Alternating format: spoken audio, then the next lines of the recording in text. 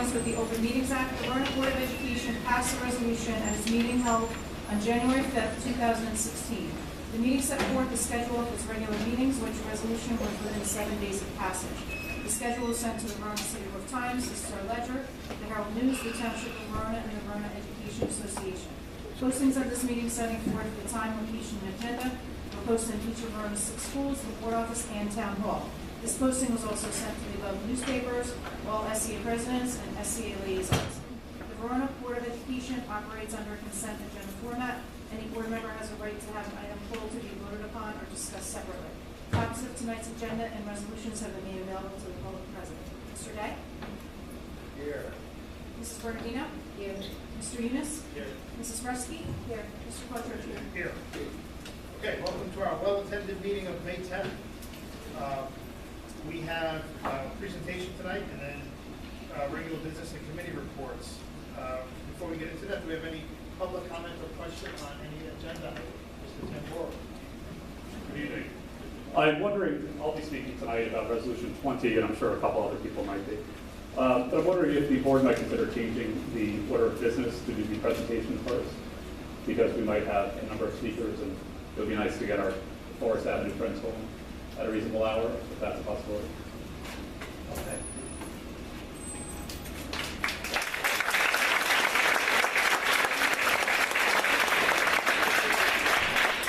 Our Forest Avenue friends don't interpret that to mean they want to get rid of it. Not what they're saying. All right, so let's, so 2 things. One is, just had a quick word.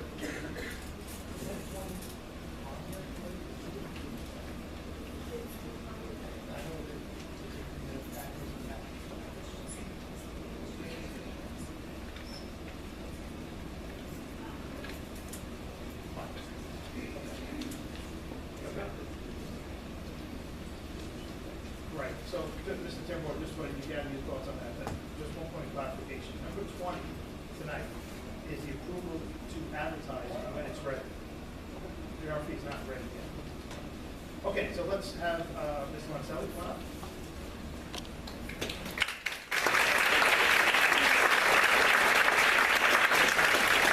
Good evening. Thank you for having us tonight for our annual presentation to the board. And each year we come and I say, you know, what can we do this year? And I thought this was a great thing for the kids to come and talk about. It's the One District, One Book initiative that we've had in Verona for a few years now. And it's a shared reading experience by all 4 elementary schools. And there's a lot of different components in it, ranging from blogging by the kids to reading with their families to having a culminating activity at the end and even watching a whole school movie of the book at the end. So it's a real great experience. It takes place over a whole month. And we still cover curriculum, and we still cover the Common Core standards, and it's all in there, and it's a fun way of doing it. And we want to keep the fun in school. And I think this is a great way to keep the fun in school, especially for elementary children. And at Forest, we've been doing this for a number of years, and it evolved into a One District, One Book, because our 2 elementary media specialists, Katie McAuliffe and Carissa Walker, put this together. And this year it was cooperatively funded by some of the school budgets within the school paid for some of the books. The SCAs helped fund it, and then DFE gave us a grant for the culminating activity, the aquarium day that the kids are going to talk about. So without further ado, I don't want to take away their thunder. We'll start with our media specialist, Katie McAuliffe.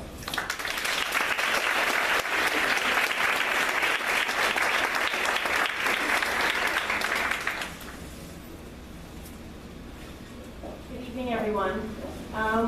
I brought with me some 4 wonderful children, and they are going to be the ones who are telling you mostly about One District, One Book. One District, One Book is a reading program that supports families reading together, but it also supports the Verona community reading together. Here with me I have Danny. I have Grace, Maria, and Ian. And they are all 4th graders at Forest Avenue School. So without further ado,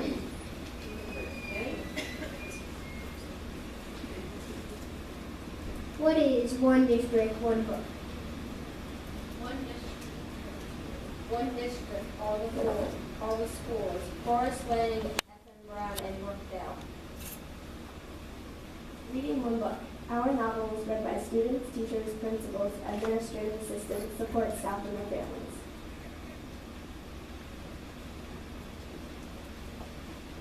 Nim's Island. This year's One District, One Book was Nim's Island by Wendy Orr. Nim's Island is an exciting adventure about a little girl who lives on an island.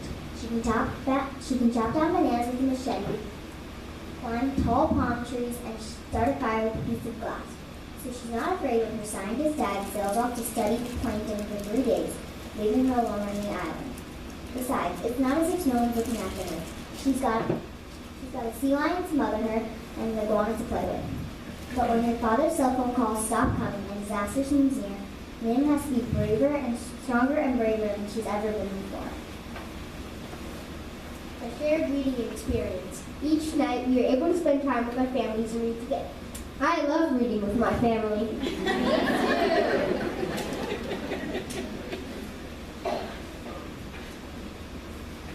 Blogging across the community.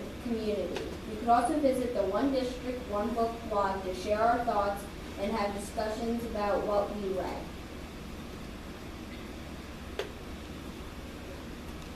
What our community of readers said about One District, One Book. We think the book is excellent, a lot of adventures, very interesting and exciting. We didn't want to stop reading. We loved the book. I enjoyed reading this book with my family. I felt that Nim's Island was a wild adventure just waiting to be told.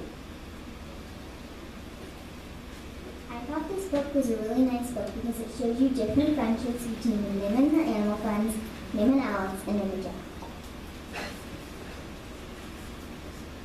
In school, we were immersed in a study about the book's setting and characters. Did you know sea turtles can live up to be up to 80 years old?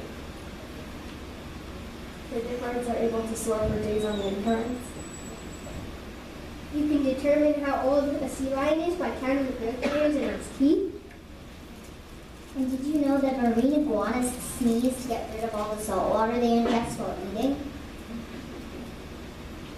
Sharing our knowledge. Once we became experts, we were able to share our knowledge with the younger students. Aquarium Day. Thanks to a generous grant from Fifi, we were able to culminate our reading experience by bringing Nim's Island to Verona with a visit from Camden Adventure Aquarium. We held shark teeth almost as big as our kindergarten kids. We touched horseshoe crabs. Horseshoe crabs have been on our planet for 400 million years and have 10 eyes. At the beach box, we learned about many creatures. At the beach, holes and clamshells are used by moon snails. The moon snail uses its tongue to drill a hole and then sticks its tongue through the snout to the shell and then serves up. We learned about sharks. Sharks lose teeth every time they eat. They always have 3 to 4 behind every tooth, ready to replace a tooth that falls out. We touched sea stars. Sea stars have no brains and no blood. We even touched a shark. Don't worry, it was a chain-back shark, and it does not bite. Keep reading. It's one of the most marvelous adventures that anyone can have. Lloyd Alexander. Thank you.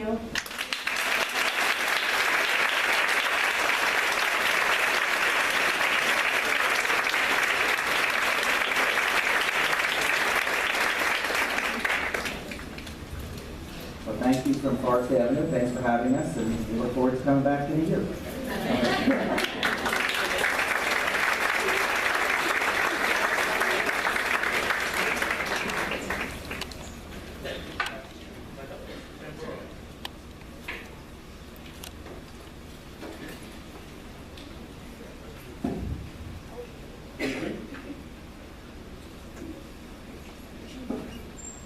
I'm Christopher Tamboro. I'm sure it's pretty strong. A proud Verona resident, as well as a teacher and advisor in the Verona Public Schools. And tonight, I've never been prouder to be president of the Verona Education Association. The email that the NJEA and VEA received at 8:30 p.m. on Thursday evening resulted in a series of events that tonight have reminded me of why Verona is a great place to live, why our staff are inspirational, and why our parents and community are extraordinary. At that late hour, the NJEA and VEA were notified that the Board of Education planned to outsource district technology staff and paraprofessionals, changing the paradigm of our schools.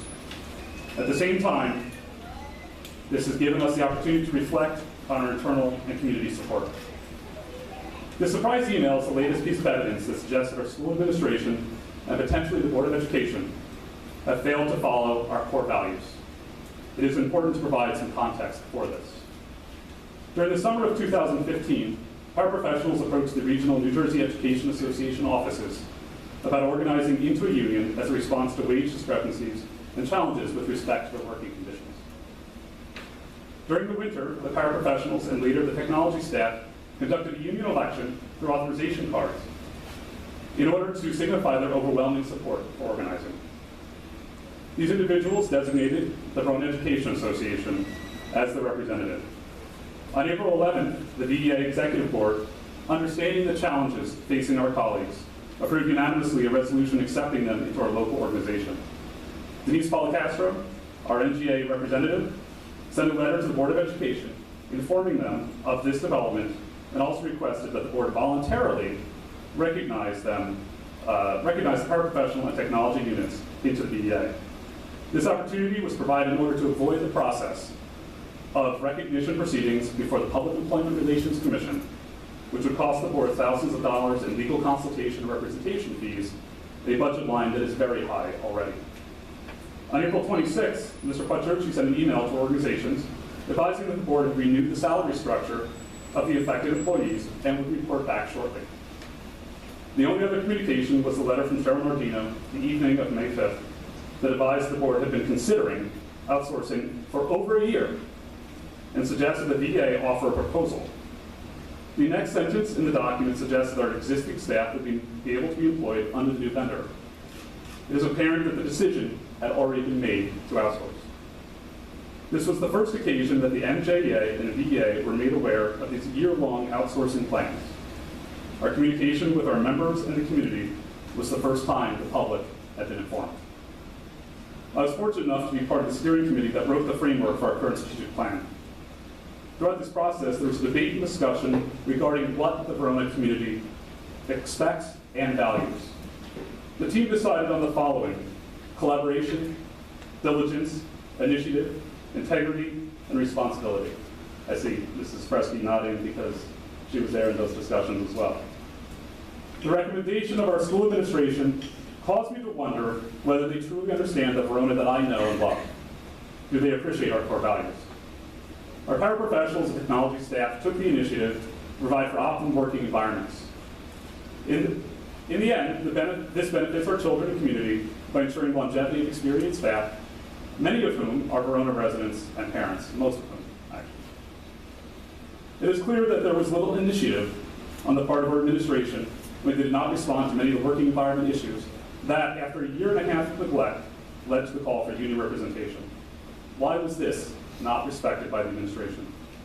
Why did they not take the initiative to automate the paraprofessional payroll using ASOP, a system for which we already pay? Why not make internal procedures for efficiency so that we can maintain our own staff in Verona?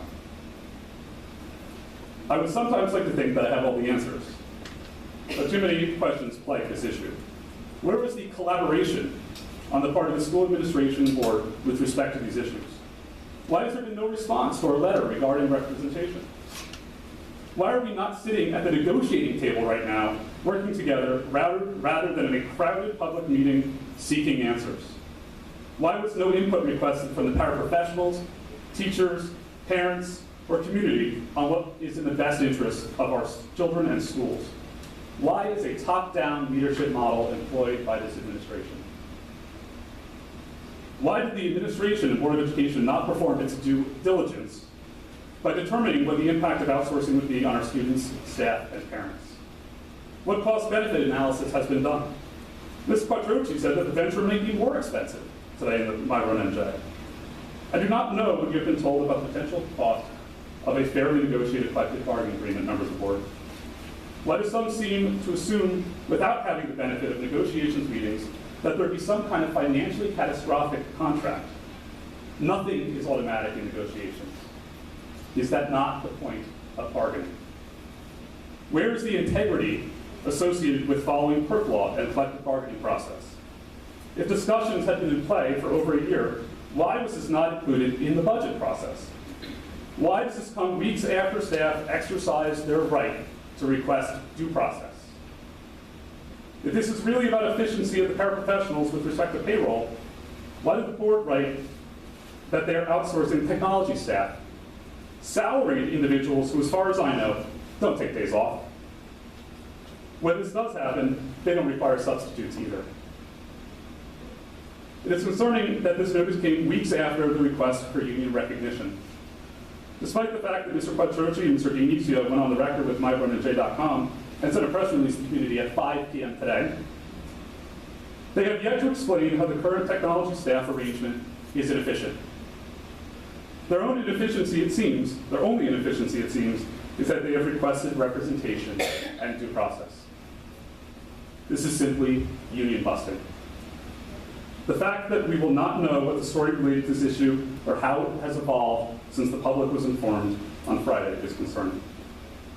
Why did the administration not show these staff members the respect of notifying them of the potential loss of their jobs until yesterday, the day before the board meeting with the resolution to do so, or to consider the proposals, send the RFP when it's ready? How did they ignore the years, and in some cases decades, of excellent work by our paraprofessionals and technology staff? It is clear that the administration did not exercise its responsibility to students, staff, and community by conducting an open discussion regarding requests for proposals for this year. It is disastrous to have a request for proposals in May for a September start. It is clear that they did not exercise the responsibility to these loyal employees, many of whom are Verona residents, by communicating in a fair and respectful manner. It is clear that our administration does not understand the importance of quality, consistent, caring service for our students. It is irresponsible to believe that these staff will be easily absorbed and retained by an outsourced vendor without any impact on our students, teachers, schools, and parents. Mr. Quattrochi told my friend Jay that he wants to avoid further turnover. How do you expect this to occur when staff are treated this way? Well, you may assert that all the aides can keep their jobs. What assurances are there? But perhaps the most important question of responsibility is who will replace our paraprofessionals when they leave, or if they are fired in the name of profit. The same local, dedicated individuals or transient, temporary employees with no stake in our community. How will you stop the private company from firing aides after they meet your terms of hiring them at the beginning of this contract? It is my responsibility to pose these two very important questions. Who exactly will be in our classrooms with our students and teachers in the fall and then in the spring? Who will have access to every building, room, file, database, and piece of personal information, like social security numbers, mothers' maiden names, and birthdays of the employees and students of this district? As I wrote to the VA members on Friday, members of the Board of Education, I believe that you, the members of the board, are individuals whose service I respect greatly. I believe, however, that you are taking unfortunate advice from an administration that does not understand the values of Verona. Without your action to stop this, September will bring with it a new devolved Verona. Our classrooms will not necessarily be occupied by community members, but employees of a remote corporation whose purpose is simply to make a profit. As turnover occurs, the known, the amazing, dedicated people with a stake in the community, will be replaced with the unknown, transient staff who, despite their best efforts, cannot be fully vetted by our people, who will be a active service to our special needs population. I implore you this evening to vote no on Resolution 20, which authorizes the business administrator to advertise a request for proposals for educational staffing and management services. Instead, voluntarily recognize the paraprofessionals and technology staff into the VA and come to the bargaining table. I simply ask that you show that you appreciate the needs of our schools. Please demonstrate that without a doubt, you understand the core values of the individuals in attendance tonight, the Verona that you are elected to represent. Your decision will answer this final question. Who would you rather have taking care of our children, the best or the cheapest?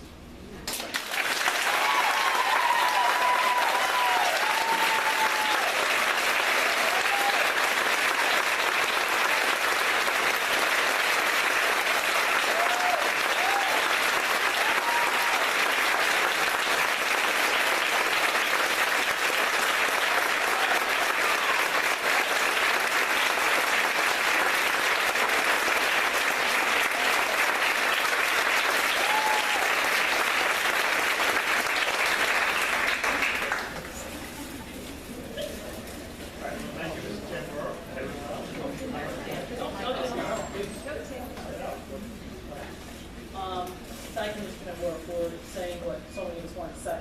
Hello, my name is Carol Thomas, I'm Boston Drive, Verona, New Jersey. I come here tonight as a former aide, and I worked with these aides. One, we're looking at 18 years ago, Kathy and I worked together. I mean, how many have been here for over 15 years? Oh, I mean, there's just many. We worked together as aides in the past. And then I come as a former aide, as a teacher at HBW, and as a parent of 2 children who went through the program and had many of these paraprofessionals working in their classrooms and benefiting from them being here. Unfortunately, it seems like everything in education lately has boiled down to either a data point or a line item. So it comes down to, can you make it a data point, can you make it a line item? I have not seen the line item for the paraprofessionals, but you have. And I would challenge you to multiply that number by 8, 10, 12. Without reliable paraprofessionals in our classrooms, many of the students which these paraprofessionals mentor would be in out-of-district placement. They would not be in the regular classroom. They would have to be placed elsewhere. We have a tremendous number of children that stay in Verona. We still have children from other districts that come to Verona. And Verona is, their district paid Verona to take these children in. Keeping these students in our schools and in regular classrooms comes down to a cost saving, which cannot be overlooked. The paraprofessionals who work in Verona do so because they love the community. These aides earn less than any of the surrounding towns. We have lost quality people to other towns because they just needed to make more than what they were getting here. They want to be with their children, they want to be with their neighbors. The children know them well, the parents know them well, they're part of this community. They do an incredibly valuable job with very little appreciation. If these positions were to be outsourced, we do not know who would be in our classrooms. There's no guarantee from what the experience we have that the local moms or local neighbors would be the people chosen to work in these schools. The technology department in Verona consists of 1 supervisor and 2 tech professionals. The 2 gentlemen whose jobs have been threatened have been credited with revamping the entire Verona school network, from the shambles it was a few years ago to the efficient system we have running today. We had close to 400 computers running at one time at HBW the other day without a single glitch. It's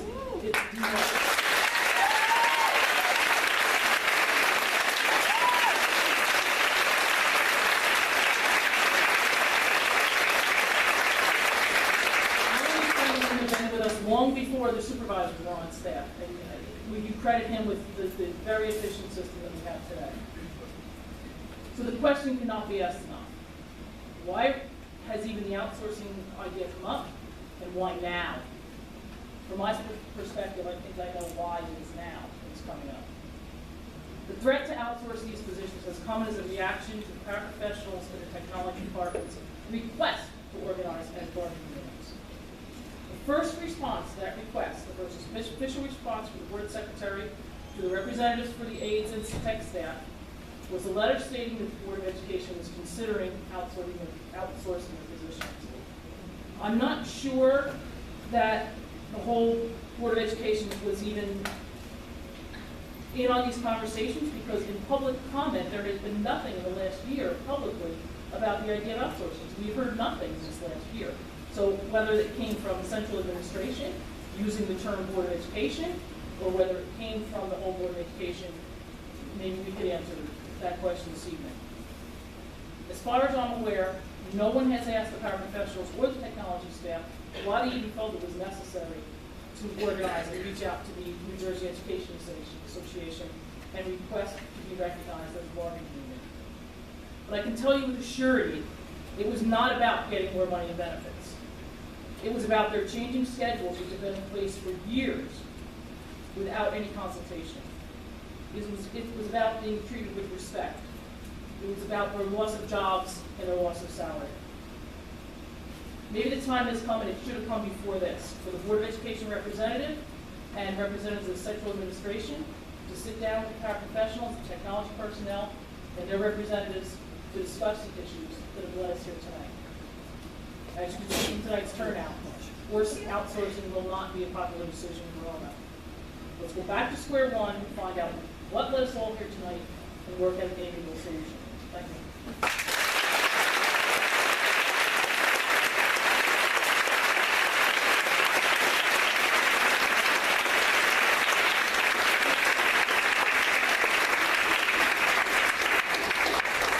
My name is Paul Vigna. I live at 7 Linwood Road. I have a son who is in the LSS program at Lanning Avenue. Been there for about 3 years. This plan that you guys are considering to outsource the aides, you're looking at it from a theoretical standpoint. I don't think any of you have ever been in a situation where your child has dealt with an outsourced aide. My child has. My wife and I and my son were given a field test of what it's like to have outsourced aides earlier this year. He had an aide who was part of the district.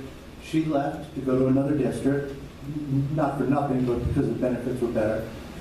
And we then went through a period of time, it was 5 or 6 weeks, where we were given outsourced aides from an agency that were picked by Mr. Dianuso, Mr. Moriello.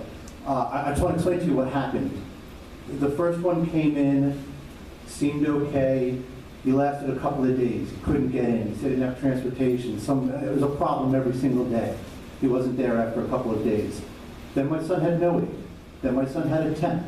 Then my son had no aide, or a substitute. Then he had no aide. Then another aide from the agency was brought in. Another aide who was assured, this aide was assured, they were assured us that this aide was qualified, was experienced, all these things. We met with him, seemed fine. He lasted a couple of days. He left because he got another job. Son had no aide. Son had a substitute. Son had a substitute. Son had no aide. Another aide was brought in, a third aide, in the period of less than 2 months, without a doubt. We met with her. We were assured that she was experienced. We were assured that she was a good person. We met with her. She seemed fine.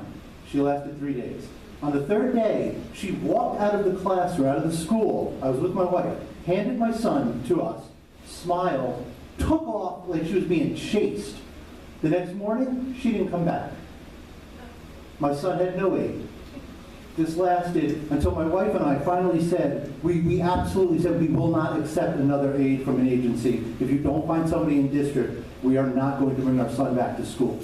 I'm sorry to interrupt. So I understand the point You can- about that's fine. about the outsourcing. We were aware of those things. But you also had a combination of things that we provided as substitutes as we were trying to find. The point is, Not fine with that what happened. We're looking for all the aides that you described, outsourced aides. no, the substitutes were district substitutes. The issue is, especially in the special needs class, these children need consistency. They need people who understand. They need people who work with them and are dedicated and are invested in these children. You can't have that with somebody who comes in for a couple of days at a time, or somebody who comes in at 1 day at a time, no matter how well-meaning they are. They don't know my son, they don't understand him, they can't key off him, they don't know how to work with him. That hurts my son, it hurts the classroom, it hurts the teacher. You have no consistency, you have no loyalty. And you'll agree with that. To further my point, I worked at a staffing agency. I know what the goal is at a staffing agency. The goal of a staffing agency is to put a body into a slot. If the body happens to fit the slot and it lasts, that's great. That's people know. If the person doesn't, they will leave and they'll put another body in there. The people who you will bring in, who are coming from a staffing agency, will have no loyalty to the district, no loyalty to the children, they will not be your employees, they will not be invested in this program, and they will leave as soon as they find something that pays 50 cents more an hour, because they have no loyalty, they don't care, they're not invested. That is the issue. That's the problem.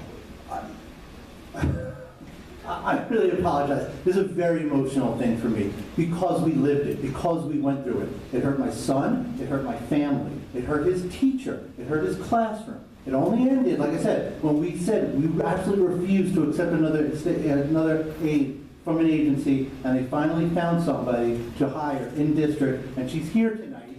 Maria, thank you very much. Thank you for the dedication to my son.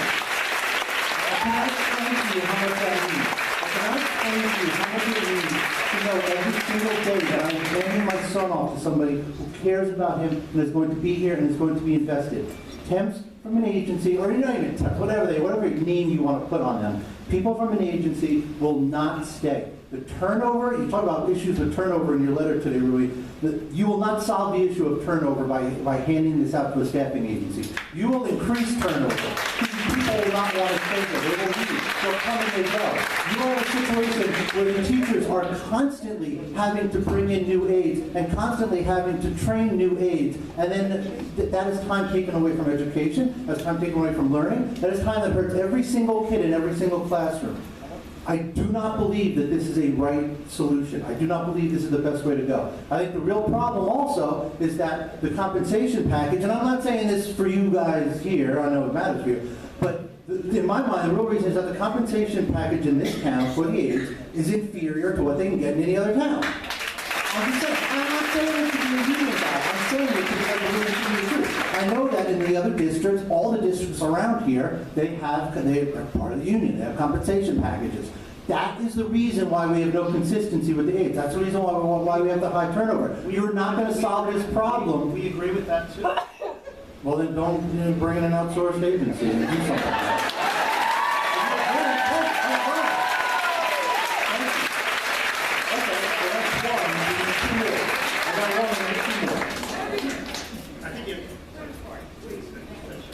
No, it's okay. I think no. That's it. Thank you.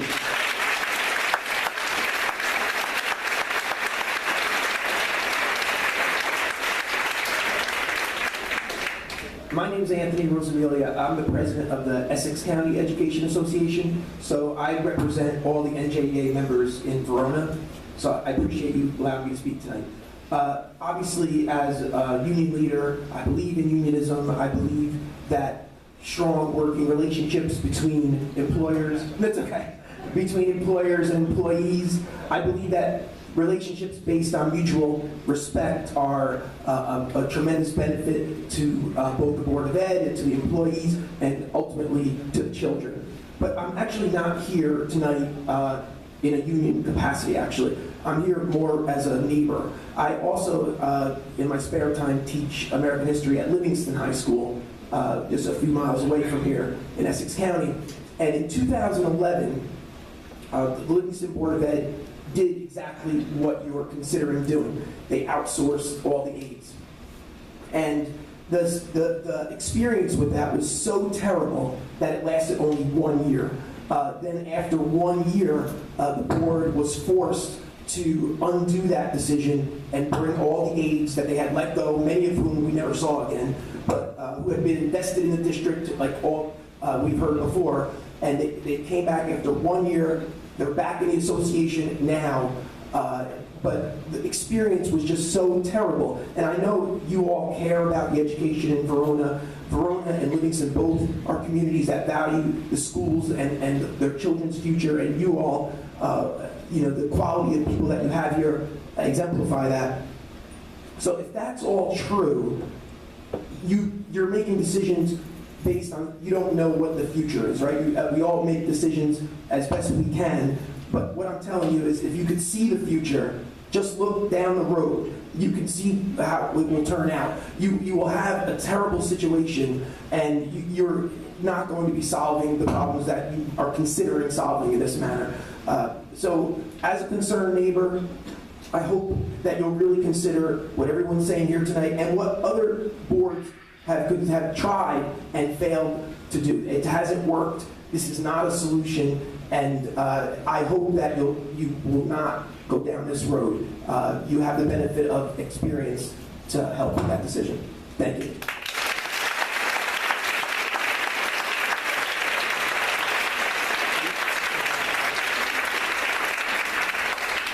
Good evening. My name is Megan Pellegrino. I live at 30 Kenwood Avenue.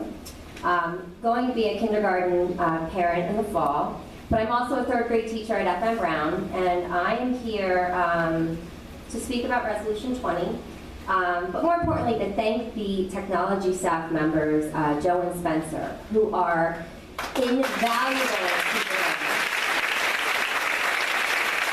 During the referendum, we had a lot of people coming in and out of the building that were not Verona employees. And being an elementary school teacher for 18 years, the students are very inquisitive and they want to know who these people are. And it is not a seamless entry. So if they have to come into the classroom, there's a little bit of a disruption. They want to know who they are. They want to know all their credentials, especially third grade. But Joe and Spencer, I'm part of Google Academy, so I have a cart of Chromebooks in my room, and they are a seamless addition. They come into my room. The kids know it's Mr. Joe, Mr. Spencer, or the tech guy, as my students like to call them. But they are invested in the staff. They are invested in the students. So my success as a teacher, I attribute a lot to them helping me out with technical issues. We just had park testing, and as Carol mentioned at HBW, it was flawless, and we didn't have any issues, and we thank them for that. The kids are comfortable with... The kids are comfortable, which is my main concern as a teacher. I protect my students, and I want to make sure that whoever's coming into my classroom is someone that they're familiar with, and also so that there's no disruption in academic study. Google Academy, they have been a tremendous help with that. This is the first year that we've done that. We trust them. They help us as teaching staff, and I implore you to consider not agreeing to an outsourced agency, because I don't believe that someone coming in to fix something in my room is going to do it as quickly and steadily and with care. Because timely, I can email an IT request and they're there that day. And I don't know that somebody that comes from a company is going to know that Megan Pellegrino uses her smartboard all day long. If it's not working, there's a problem. So I thank you. We truly owe a tremendous amount. Since technology is evolving, we need them on our staff. So thank you.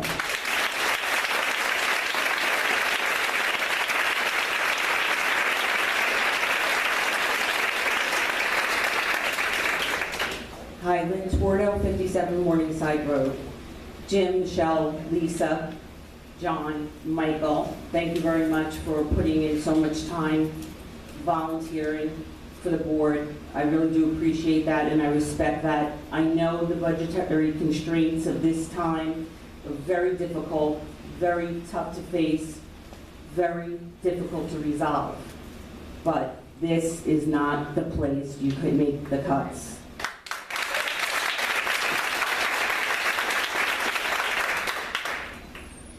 Quite frankly, I'm really surprised. I think I keep abreast of things in the community. I haven't been as good as I usually am, but you know that when I feel strongly about something, I will come out and speak. And I received a phone call over the weekend that this was happening, and I was astounded. I don't know where the votes lie, how you feel, but you're bright people, you're respectful people. I am shocked that this is even a consideration in our town.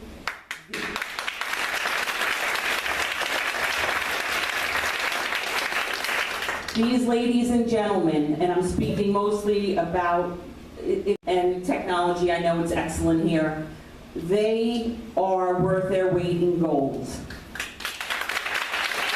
They are the ones that are dealing and working with our kids day in and day out. And one other surprise, don't get it. We don't provide benefits. I know for a fact they're a district that provide benefits. That's why the paraprofessionals that I've worked with for years initially came into it, because they wanted to work with kids, but they could make a low salary, but have a decent benefits package. We don't have that. So, and you're at 29.9 hours like everyone else is. We understand that's not your decision as far as the medical benefits and the expense for that. We understand that. But this outsourcing is ridiculous. I don't know, you might not have been there. I have been involved in litigation.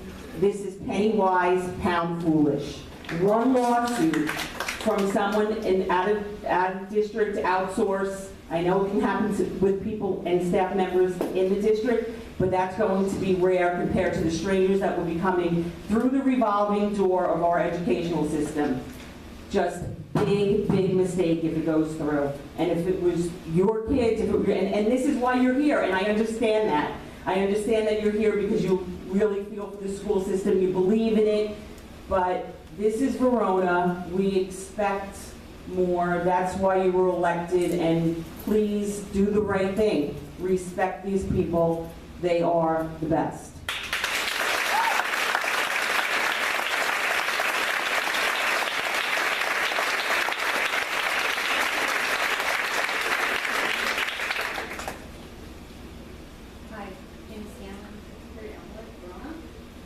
I'm speaking on behalf tonight of paraprofessionals, commonly referred to as paras of the Verona Public Schools.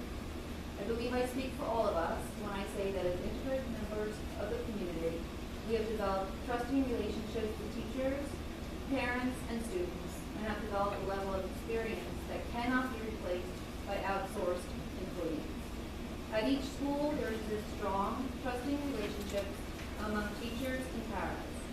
As the paras and teachers have often worked together for multiple years, paras are fully aware of the high standards teachers hold to them and work hard to meet these standards.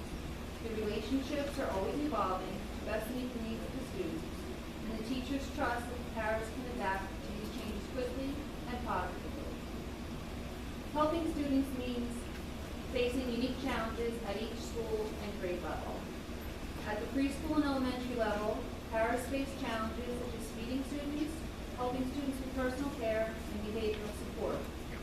As students get older, their needs change. Paras are expected to help middle school students deal with, and I quote, fitting in, and navigating social issues, as well as educating students and teachers on how to approach certain behaviors.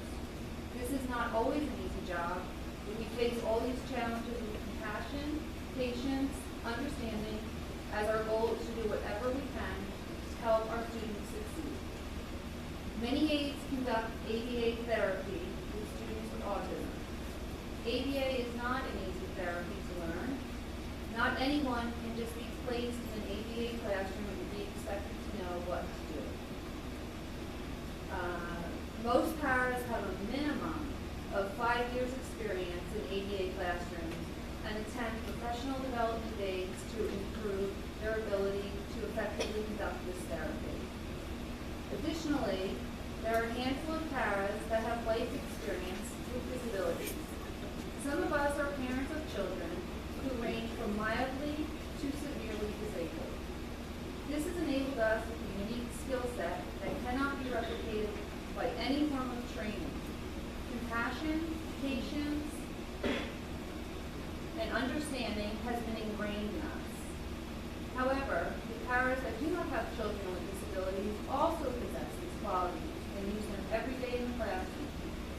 Our strong relationship with teachers and parents, our ability to adapt to changing situations in the classroom, and our ability to navigate the changes that arise when working with our students speak to its compassion, patience, and understanding. We are dedicated to these students and are always willing to do whatever is needed to help them succeed. Some questions my colleagues may have: are we going to continue to be at-will employees? Will we get a contract this year? And a question I personally have is, You've said that I can get a job with an outsourced provider. But what is to stop them from firing me in order to increase profit margins by bringing in a lower paid employee? It looks like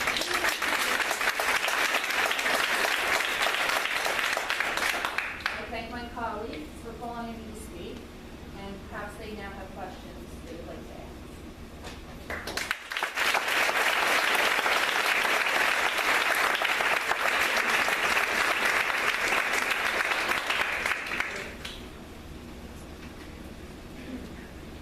My name is Brad Prairie, live at 12 Otsego Road. I am the father of a disabled child. I've been in the program for 12 years, at least? 12 years. A lot of the things I wanted to go over have already been covered, but I wanted to hit on a couple just to reiterate. When we're dealing with an agency, I want to let the board know that as parents, we do not consider that having anyone in the classroom with our child on any particular day isn't considered turnover. All right, we need to have, we have been lucky enough to have actually several women in this room, the aide for my son, several of them for an extended period of time, many, many years. Many of them carried through all of elementary school, all of middle school. All right, recently we've had some turnover, basically because he needed to expand a little bit. All right, and that is the way that it should work. It should not be a revolving door of those people coming in. I would like to know what the statistics are on the turnover. I would like to know what the agencies have for turnover themselves, and how the agency is going to provide less turnover than what the current paraprofessionals have, because I don't believe that that will occur. I just don't. I mean, without any statistics, I can't say, neither can you, whether or not there will be more or less turnover, as the major point that appears to be, the reason for this, at least from what we've read. The other thing is the fiscal responsibility. I do understand that the personal aides around here are one of the lowest paid within the group. That is probably one of the reasons why you are having turnover. As far as people leaving, I would expect there to be some sort of information with regard to exit interviews as to why we're having the turnover.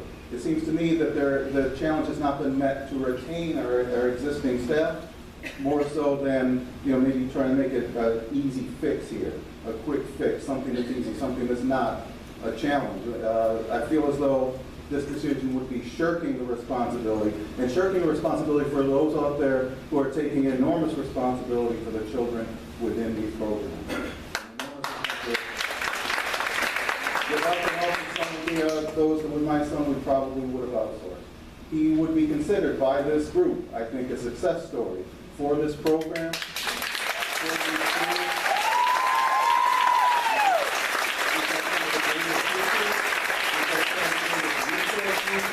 And we've had some of the greatest paraprofessionals work with him, and that is why he is where he is today. And I cannot thank them enough, and I certainly hope that you would vote no on this resolution. Thank you.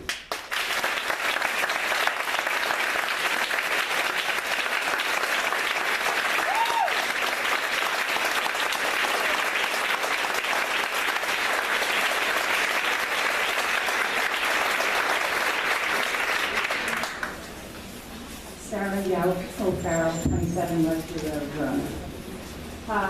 I am a parent of 3, and our youngest is in kindergarten. She has many complex issues that are more than being met at FN Brown, especially with Mrs. Jones, her aide, and she's thriving. I also work in a very large Essex County district as a teacher, like Mr. Rosamilia mentioned, that also used an outsourcing agency. We only used them for 1 year also. They were not reliable, they were not effective, they were a revolving door temporary agency that I've heard quite a few people use that reference. For example, teachers would log in through the website and get a confirmation number for a sub, that a sub was being placed. And you got their name and everything and a number, and then no one would show up. it was stores for teachers. And another problem was that they didn't speak English proficiently. So that was difficult to communicate effectively with the subs. And the last point was that since they were very unfamiliar with the large buildings throughout our district, it was difficult for them to navigate the building, and they were often lost. And there were constant interruptions trying to find them and page them and get them to the location because classrooms were left unattended for quite a long time. So that was just a safety concern that I thought you would want to be aware of. Thank you.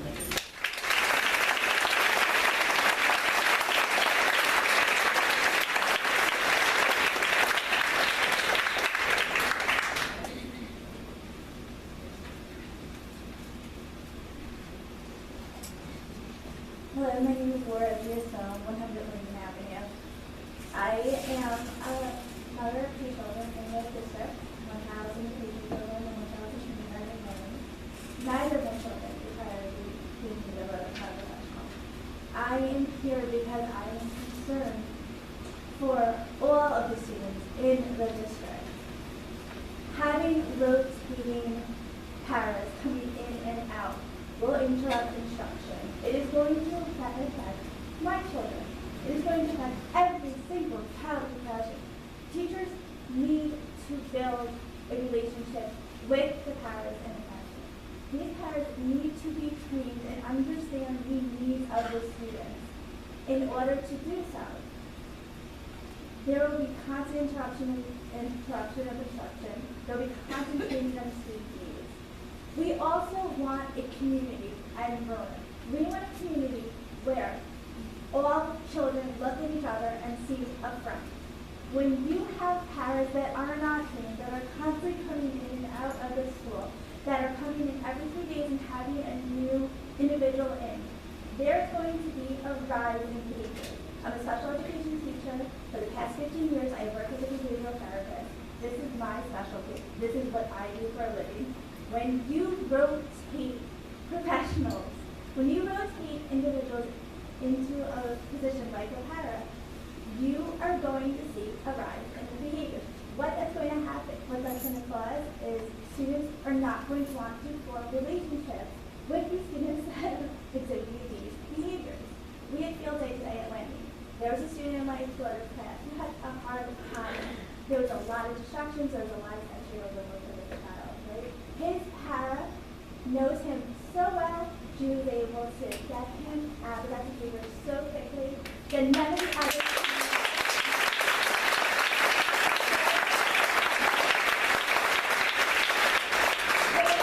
doesn't know a student that way, that was going to be a huge behavior in the middle of that field. He was going to become a spectacle in front of the entire school.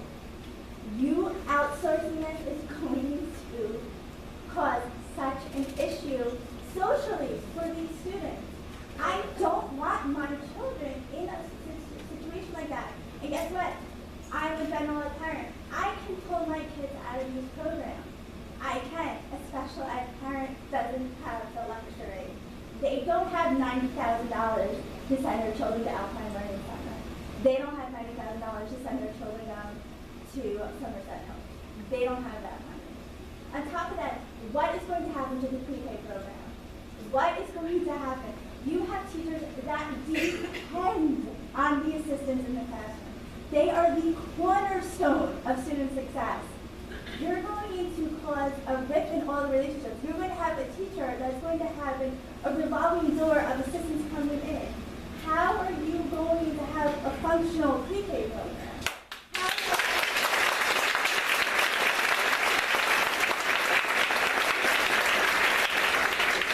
I am not the only parent of general ed students that are concerned with this.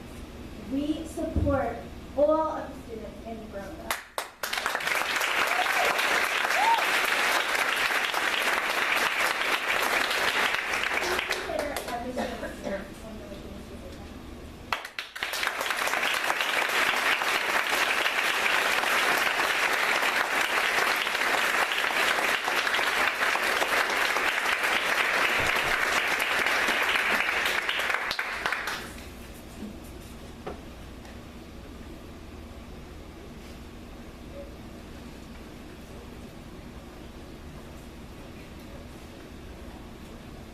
Hello, my name is Corinne Zemachal. I live at 88 Fairview Avenue. I'm also the parent of an LSS student. My son arrived in Verona District at the age of 3 and went through the preschool program. We've been very lucky that we've had very consistent aides. I would also consider him a success story. He started by starting out full-time in the LSS program, then transitioned to going part of the day to the regular preschool, and he now attends full-time a regular first-grade class. He does that.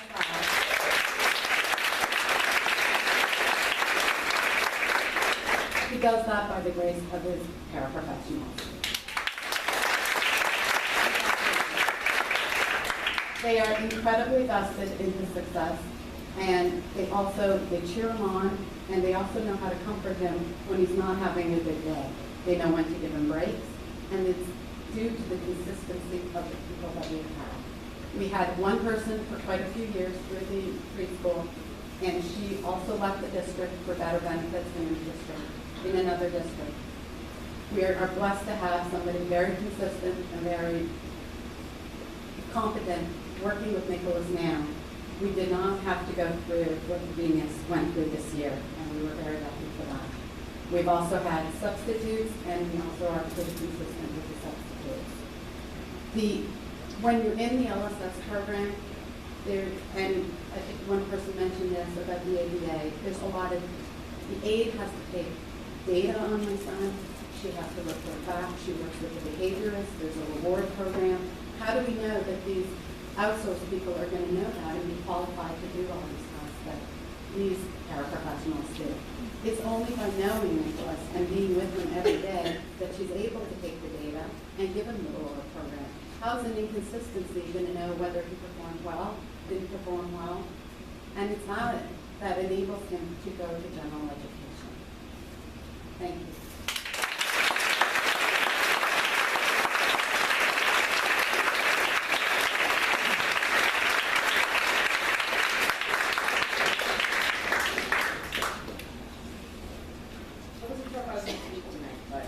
Now that a few of my parents have come up and spoke about the LSS class, I just want to take a moment to explain to you what really goes on in the class with our paraprofessionals. Oh, I'm sorry. Yeah, right. Thank you. Oh, sorry. Grace Minerva, 55, Honey. Each day we take very young children from the arms of their anxious but hopeful parents to start a full day of instruction. Imagine leading a 3-year-old, possibly nonverbal child to a team of people for 6 hours with the hope that their child will grow to be like its typically developing peers.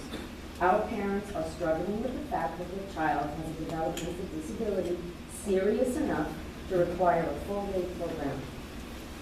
Each day we console children who are unable to communicate their wants and needs as we spend hours working on figuring out the best way to calm, nurture, and teach our students. Each day we observe, brainstorm, take data, come up with strategies, and create a learning environment that is consistent for learning for these little young children.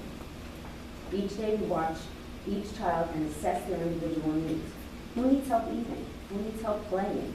Who needs help socializing? Who needs help communicating? Who just simply needs their hand held for a moment? Each day we teach what comes naturally for typically developing children, but not so much for our students. At each and every moment, we are aware of the needs of our students, and we work together to make those 6 hours a day the most enriching experience for these little learners. Each day, we give our students back to their parents who look to us for guidance on how the day went and what they can do at home to help their child's learning. Each day, we talk as a team to assess how we do. What can we do tomorrow to make it even better for our students?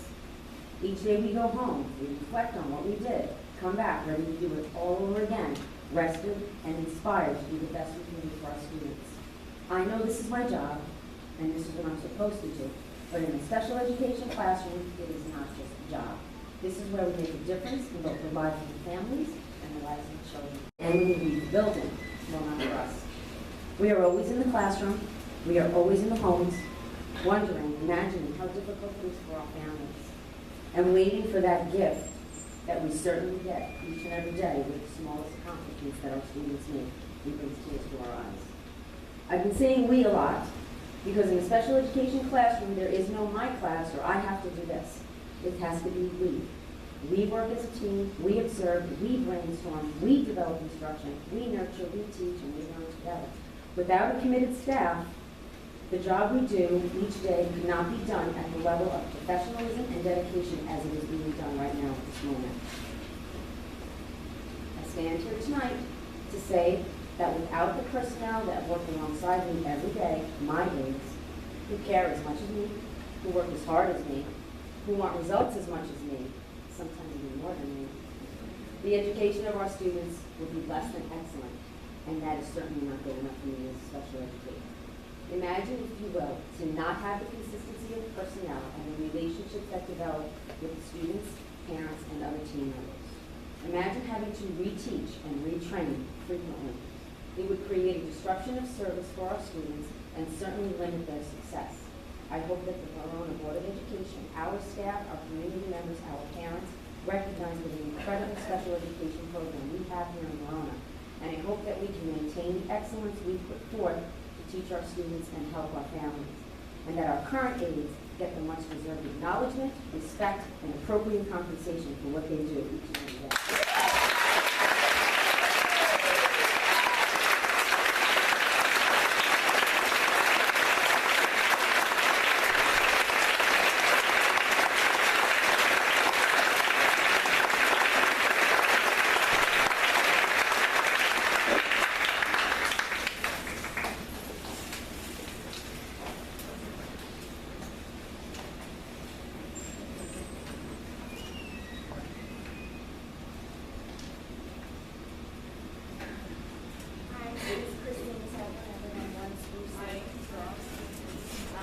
Sorry.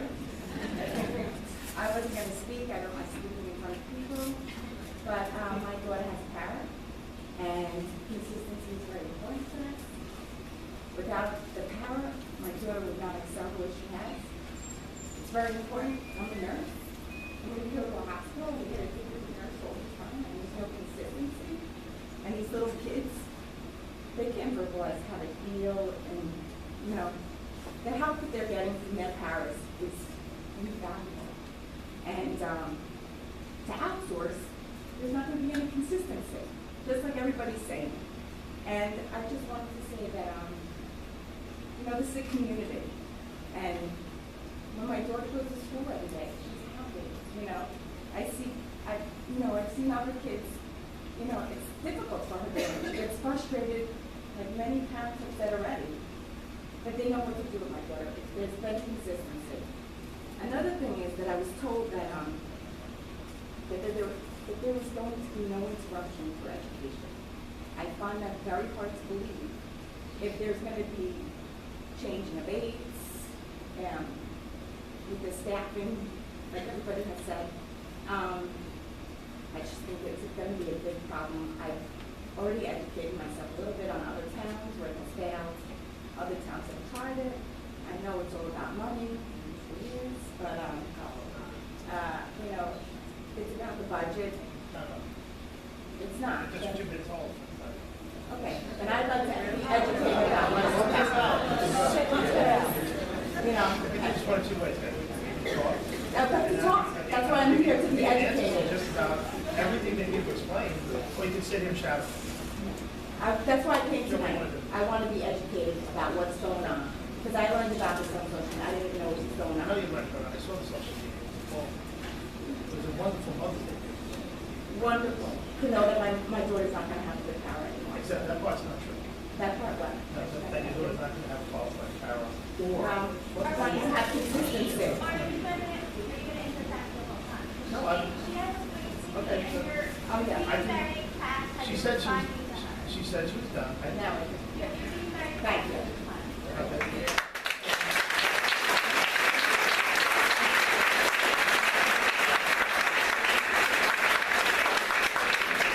Hello, my name is Patricia Castellano. I live at 148 Woodland Ave. Again, forgive me if I'm a little nervous because I can't completely believe I'm up here speaking because I don't do this. But for my son, I will.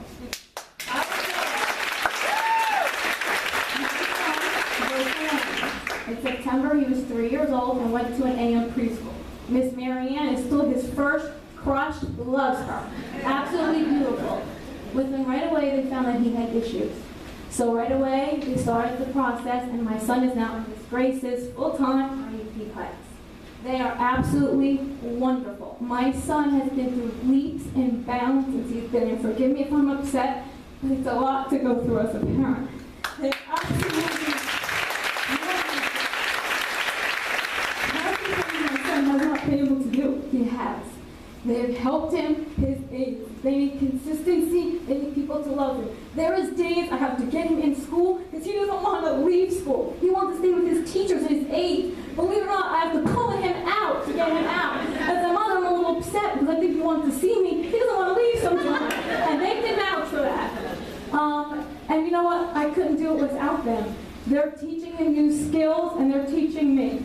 I can't believe to bring someone else in here without consistency because my son needs it, and they love my child just as much as I do, maybe some days even more. I just can't imagine to take them away and to change it. And I ask you, please. Okay, but you know what? They need to stay here and they need to be taken care of. They take care of my child and they need to be taken care of.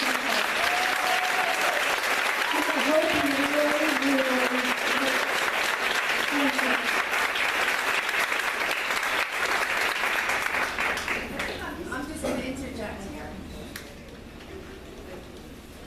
I love that so many people are here and hearing the stories. I personally worked for 7 years in Verona as a paraprofessional, and I've never been more proud of those 7 years.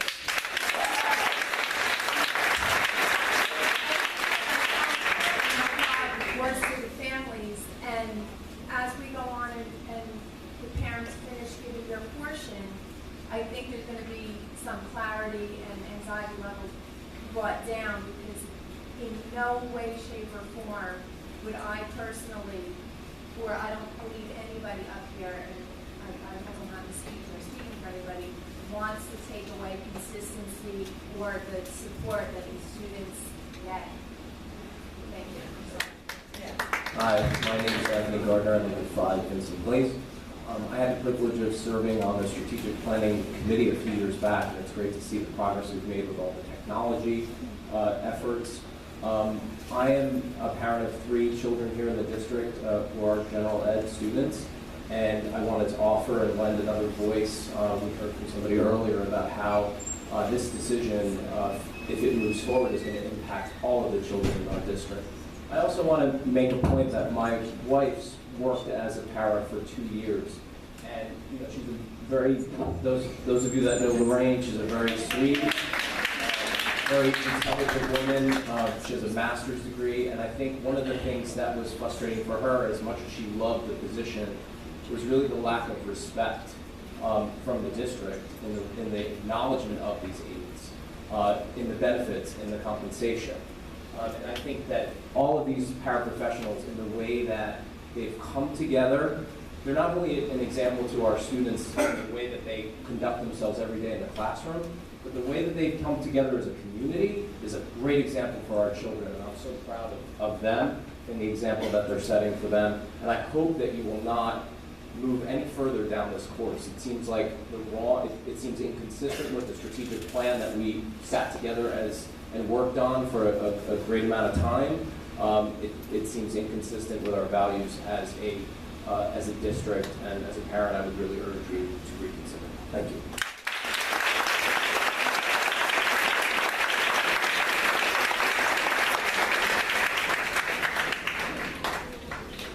Hi, Norma Carntello, Piano Road. I am a board member of Child, the district's Special Education Advisory Committee. We've been in existence for 10 years, and it's really important for us as a group to hear the teachers and give them an opportunity tonight to speak, for parents to get an opportunity to speak. But for us, we're very disappointed and to hear about the Board of Education's decision and actions. Over the 10 years that we've been here, this is the first time that we had to hear about information through a text, to phone calls. We were really shocked, honestly, because we thought we had a really good relationship. But again, we move forward as always, and we work for the children of our district. And for me personally, the aides for my kids who are now graduating and who are going on to college, these aides would come to me after a full day to ask me how could I teach them about what my child, my two kids needed. On their own time would come and read articles, attend seminars that I would tell them about. For my kids, you will never get that from, someone that you get from an outsourcing agency. You'll never get that quality. So I really hope that you reconsider what you're doing, because these parents don't deserve it. Every day, they bring their children into these buildings, and they worry all day long about their children. It's not an easy job. So that's what I'm here to say on behalf of the child. Your special education advisory committee.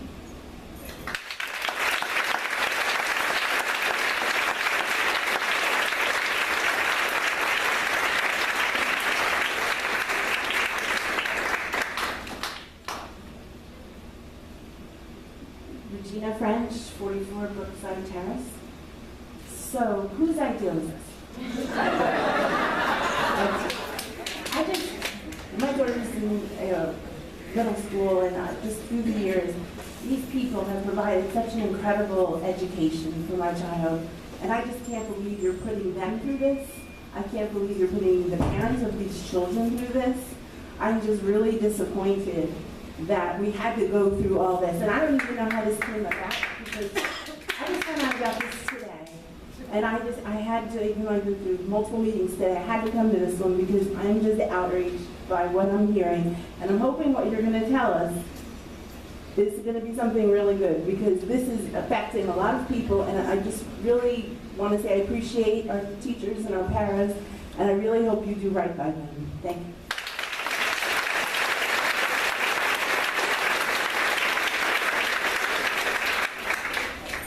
Teresa Hunt, 52 Road. My mom, Veronica, was a para for years. And I'm going to keep it brief because I'm looking forward to the clarity and to understanding better. Okay. Well, also I can speak as an educational sociologist at the New Jersey Institute of Technology. I have a child in the district. She is the general population. But I can say, working on projects in the state of New Jersey, I understand the effort to save administrative energy on outsourcing. But I've also seen in various locations around the state, administrative energy spent then on lack of control, I should say, over professional development. So in talking to us about the plans, I would like to know who would be in charge of professional development of the outsourced paraprofessionals, who would be in charge of evaluating the paraprofessionals, and what would happen if there was a power struggle between a corporation and the local population? Because I've seen that happen, so that's my concern. Thank you.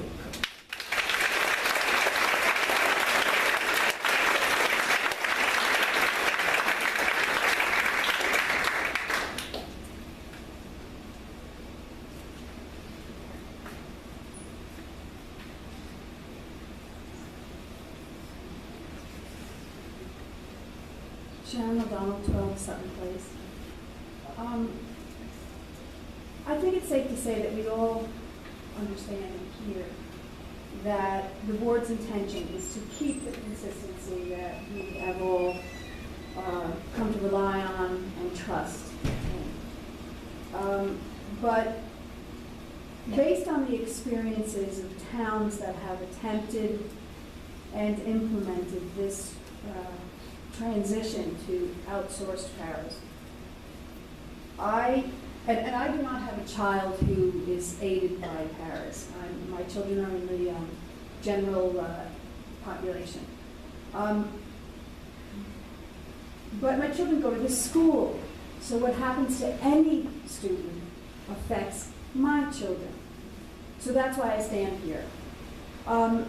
So getting back to towns who have attempted and implemented this transition to outsourced paras, I personally look forward to hearing about the data that the board can provide that assures us that Verona's outsourcing will be successful. Because in the absence of that, I don't know what we can trust in. So I'm looking forward to that.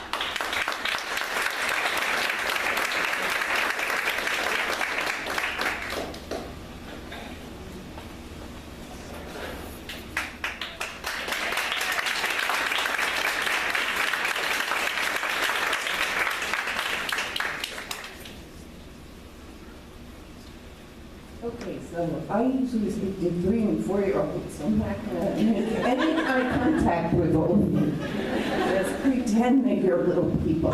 I'm Marianne Bofoco. My mailing address is 203 Appleton Way in Whitney. But I spend most of my days and nights at 18 Lanning Road in the preschool program. It is my honor and a privilege to look out and see all of the paraprofessionals that I've worked with for 15 years. I was an LLD teacher at Forest Avenue. I worked on the strategic planning committee as well. I'm currently at the preschool for the second half of my career. It has been life-changing for me. At Forest, I had possibly 1 or 2 aides a year, small group of self-contained children that I got to watch grow from kindergarten to the 4th grade level. It is remarkable and amazing when you have a team. I would not be able to function. These paraprofessionals on my right and left hands. There are probably many a day that they wanted to tie my hands behind my back. I'm not easy to work with. I am very demanding. Most of you have worked with me in some way, shape, or form, either substituting, filling in. I started this year without 2 aides in AM class. Grace Bunyan's aide stepped up. Pauline Jennison's aide stepped up. Tina across the hall, her aide stepped up. That's what you do when you're a community.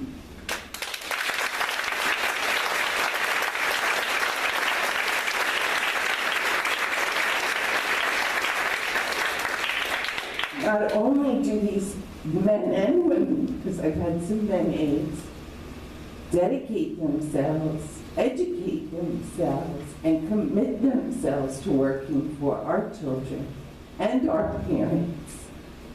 They provide a lot of insight and constant feedback for which we base our programs on and are able to make all of our students as successful as possible.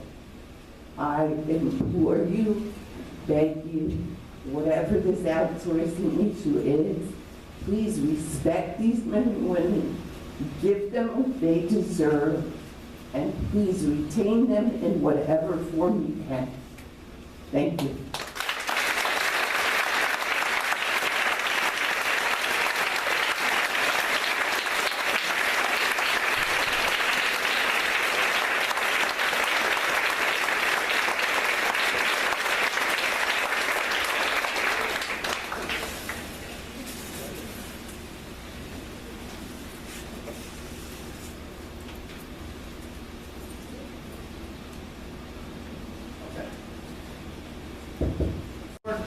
Appreciates that you're all here so we can all hear it together at the same time, live and recorded.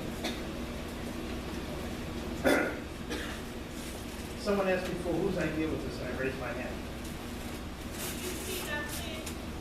Sorry?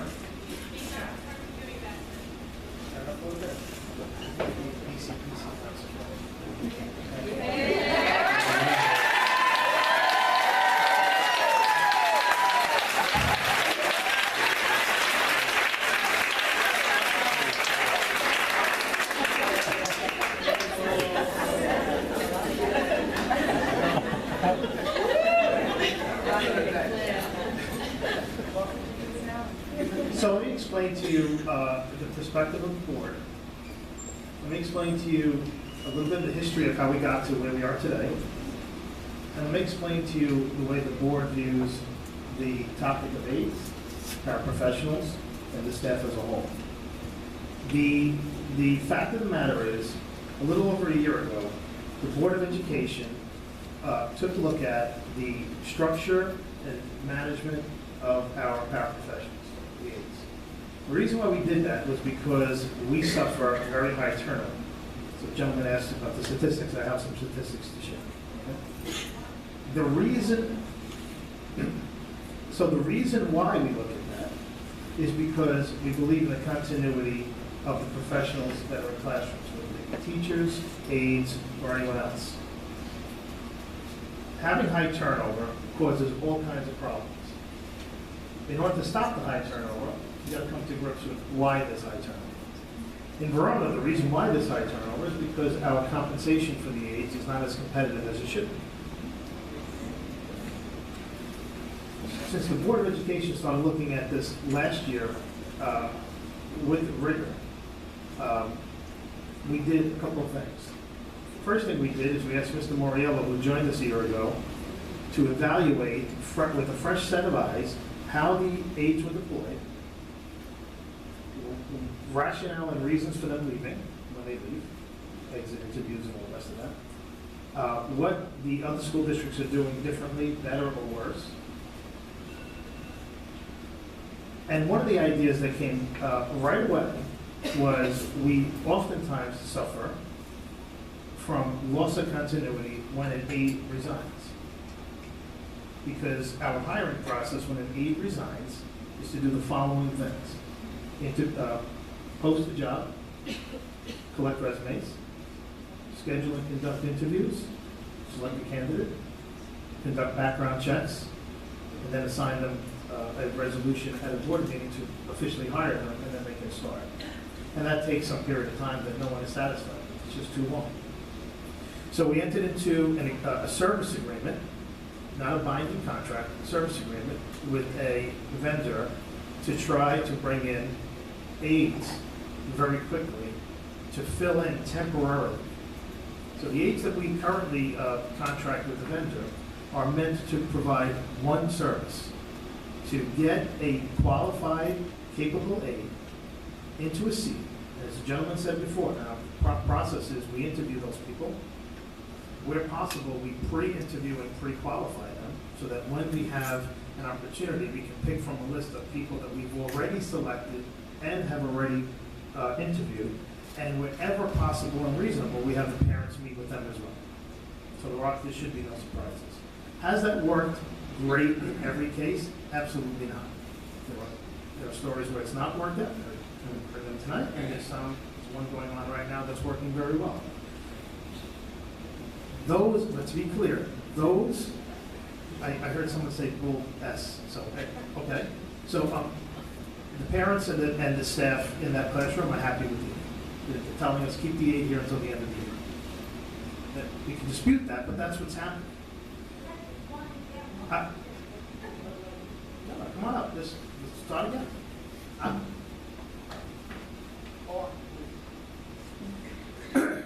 So we did that, and I said use the word before non-binding. The number of replacement aides that we brought in from the service is a minority of all the aides we brought in all year. We still do our own interview, we still bring in our own aides. That's why I wanted to clarify your particular case was the churn of aides that you saw always from the vendor. They weren't. Yes, they were. They were. They were from down to T. That's what you're talking about. Yes. Everyone was from Yes, Delta. everyone Yes. that Okay. ran out the door was from down to T. Yes. So the When I said substitute, I meant for one day. You had a substitute until they find a new aide from Delta T. until that 3 days have been done. Right, so Delta T That's provides, your question. Delta T provides, so the Delta T only provides temporary replacement aids, not permanent We aids. were So- told this is for a month. So, the interview process, when we post the jobs, collect resumes, conduct their interviews, and then the board has to pass a resolution to hire the person, the board meets twice a month. That could add up to about a month's time. And the board finds that a problem. So we wanted to do a couple of things. One, we said we need to fix the compensation structure for the aides. Two, we need to tighten the time it takes to get an aide in front of a student that's qualified and proper, that we've vetted and interviewed, and that the parents, in these cases, have also met. Those aides that I'm describing right there are the temporary replacement aides until we get through our hiring process for an aide that's an employee. The aides that you guys tonight overwhelmingly support as doing a terrific job.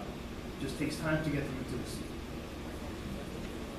In January, now I've served on the education committee for a number of years, and this year Ms. Cressy is my partner on that. Every month, sometimes twice or three times a month, we have a committee meeting with Mr. Dionisio, Mr. Moriello, and Mr. Miller. And that meeting runs anywhere from an hour to 2 hours, once, twice, or three times a month. And half of that meeting is devoted just to special education services topics. Mr. Moriello came to us in January and said, we are not going to be able to solve the problem of salaries easily. The number of aides that we've brought on has increased. The amount of turnover that we've had this year is still very high. And we need to figure out a better way to solve this problem. I said, okay, so how can we do that? And we started to look at alternatives.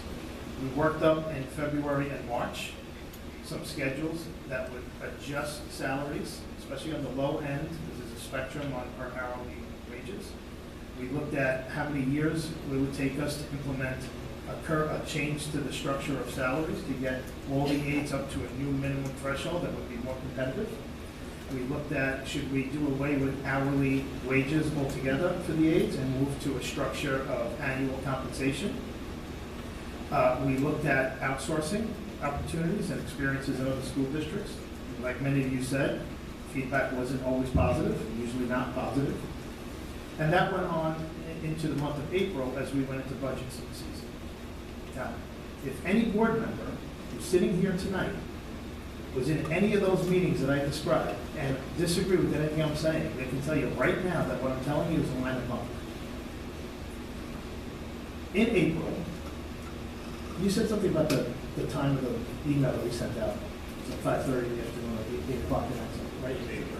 The quote was surprise email. Is that late? Is that? I'm saying, but is it relevant to the time because it's late? Is that? Because it's late.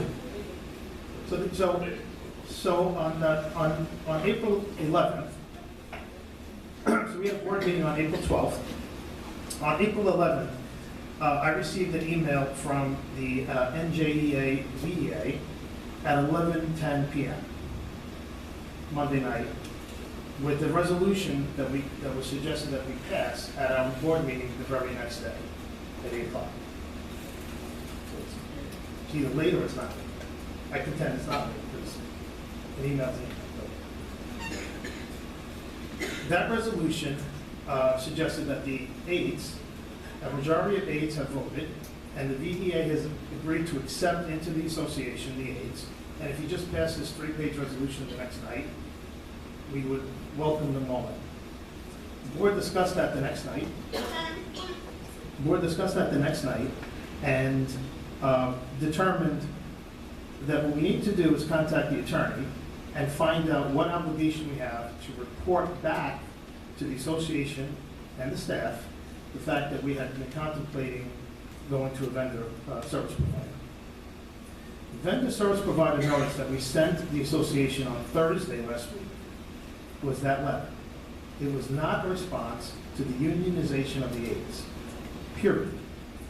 The reason why the letter that you received at the association level and to the aides, the reason why it had in it a reference to a legislative clause, NJ statute, blah, blah, blah, blah, is because we believe that we're erring on the side of caution and making clear that even though the aides are not yet part of the association, we're following the protocol to make sure that everyone is aware of the intention that the board has to evaluate or investigate outsourcing. That's the purpose of the note that we sent to the association president and NJDA rep Thursday night. We held back the letter to the affected or potentially affected aides because of a question that came up on Thursday between myself and Mr. Dionisio that we wanted to double check with the attorney.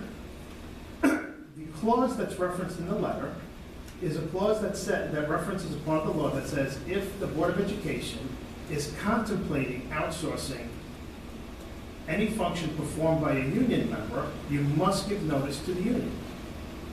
In this particular case, currently, the aides are not part of a union. And we wanted to double check with the attorney that it was proper to include that or not include that clause. So Monday, we sent that letter out after we decided with the attorney that let's err on the side of caution and include that clause. What that clause says, and it's a requirement by law, that the Board of Education must entertain if any association membership would like to propose a response to the outsourcing proposal. So it's legislated, and that's why we put that in there. So the notice to the aides went out on Monday. Now, what was the Board of Education thinking? The Board of Education was thinking only two things. Can we devise a proposal request that we can submit publicly to firms that provide these kinds of services, but with a set of stipulations that we believe must be in that proposal? Stipulation number one, and this was in the letter that the VEA president received. Stipulation number one, all of the employees affected by the Verona School District must become employees at their current pay rate of the vendor and be assigned to Verona. That's a stipulation that we're requiring. The second stipulation is that the Verona School District retains the sole right to allow or approve the vendor to move any of the aides that are assigned to Verona to any other district, unless that aide requests the move. That's a stipulation that we're adding to the document as well. The third thing that we're investigating is what are the benefits available to the aides from any one vendor. What benefits do they offer, and what are the conditions that the aides can get those benefits? The reason why that's important to us is because remember what I said before. What we're trying to solve for is, can we create a better employment outcome for the aides? Can we do it in a way that specifically protects that every aide currently in Verona will be hired, period? And there's one caveat. And one caveat is, and they must pass their certification. I'll get to that in a minute. Okay, they must be certified, which is going to be the case whether we outsource, insource, whether they unionize or not. Okay. We recognize that the Mother's Day treat that the parents that are here tonight received was a Facebook communication that did not come from the Board of Education. The Board of Education communicated with the Teachers Association solely because we received a letter alerting us to the call for unionization, and we felt it was proper to respond to give an alert on that.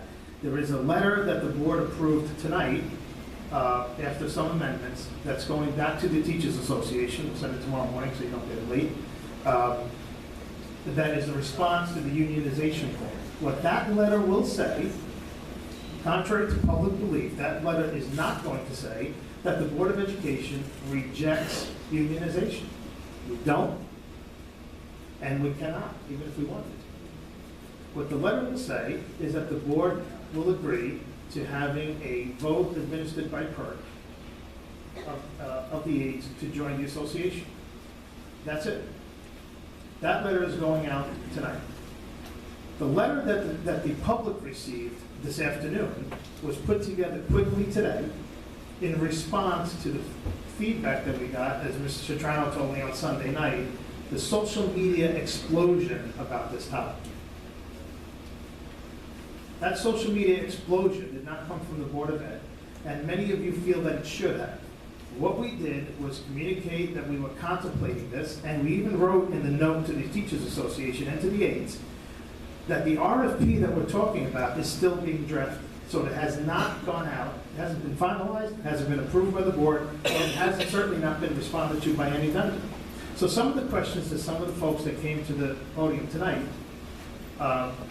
we don't have answers for because we've not talked to the vendors about it. Now, it is possible, for example, that no vendor will agree that the Board of Education has a sole right to allow them to move an aide from our district elsewhere. Maybe that's going to happen. And that would kill the deal right there.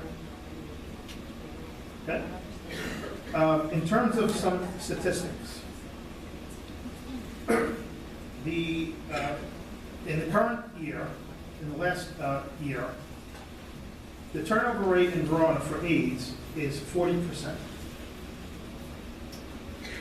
Pretty high. That's the 1-year turnover rate. And I'm going to bet you that most of you are thinking right now, wow, that's higher than I could even thought it was. 40%. And it's 40% as a blend of two numbers. 35% is the turnover rate of aides and seats. So those of you parents who are here tonight that have an aide, 35% of those aides have resigned or been let go by the district. There's some that we asked to leave as well that won't work it out, but by and large they resigned. And that's 35% of people that were in seats at the start of the year ago. And then there was another 6 or so additional aides that we brought on board because it was justifiable student need. So you put those two together, and 40% of the aides that we have today were not here a year ago. 70% of the aides that we have here today were not here 3 years ago. The other 30% go back very, there's one aide, I think he's here 20 odd years. Okay, that's about 30% of the staff. About 65% of the staff right now, of the paraprofessional staff, about 65%, probably more. But the 65% that we know of for sure that have attained their certification that are required of them by September. The district is going to continue to do what we've been doing all along. We continue to support those staff in getting their certification through training material, coaching and training in sessions. We've done, I think, 2 sessions already with them. We've provided a series of training materials for those that need to take the exam, etc. And we'll get a report from Mr. Moriello in June on how that's coming for the rest of the year. Let me tell you what the Board of Ed has not done.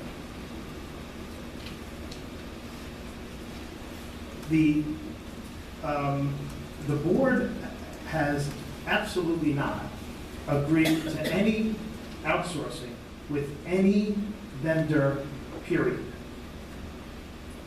Second thing the board has not done is the board has not decided to absolutely outsource these roles. Period. What the board has decided to do was to investigate through a request for proposal whether any vendor would agree to the terms that I laid out before and allow us to be the hiring and firing determinant and have them handle the payroll, scheduling, and any other administrative thing that we can easily outsource without impacting the classroom. So here's what that means. If we hired somebody, that person would be selected by us, be placed under the, and be hired by the vendor. But it's our selection. If we determine to fire that person, we determine to fire them, not the vendor. If the vendor says we must fire this person for XYZ reason, we must approve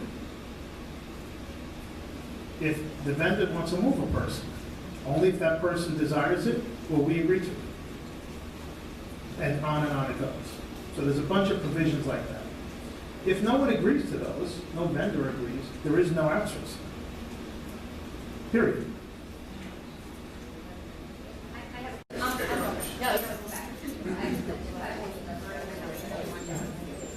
Megan Pellegrino again. I have 2 questions.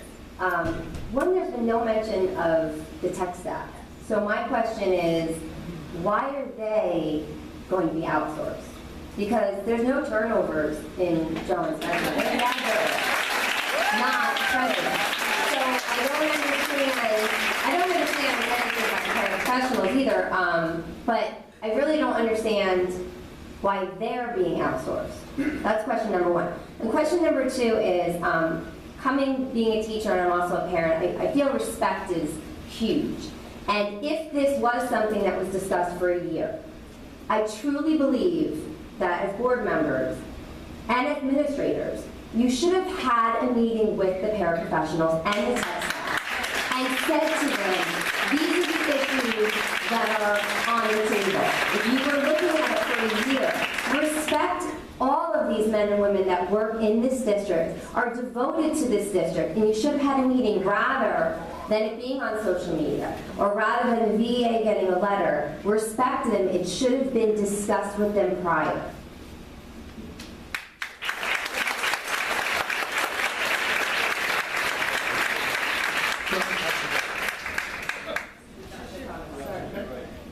Michelle Mao, 80 Woodland Avenue. I work at HB Whiteline. So it seems like this is all just kind of a communication that's kind of gone out of control.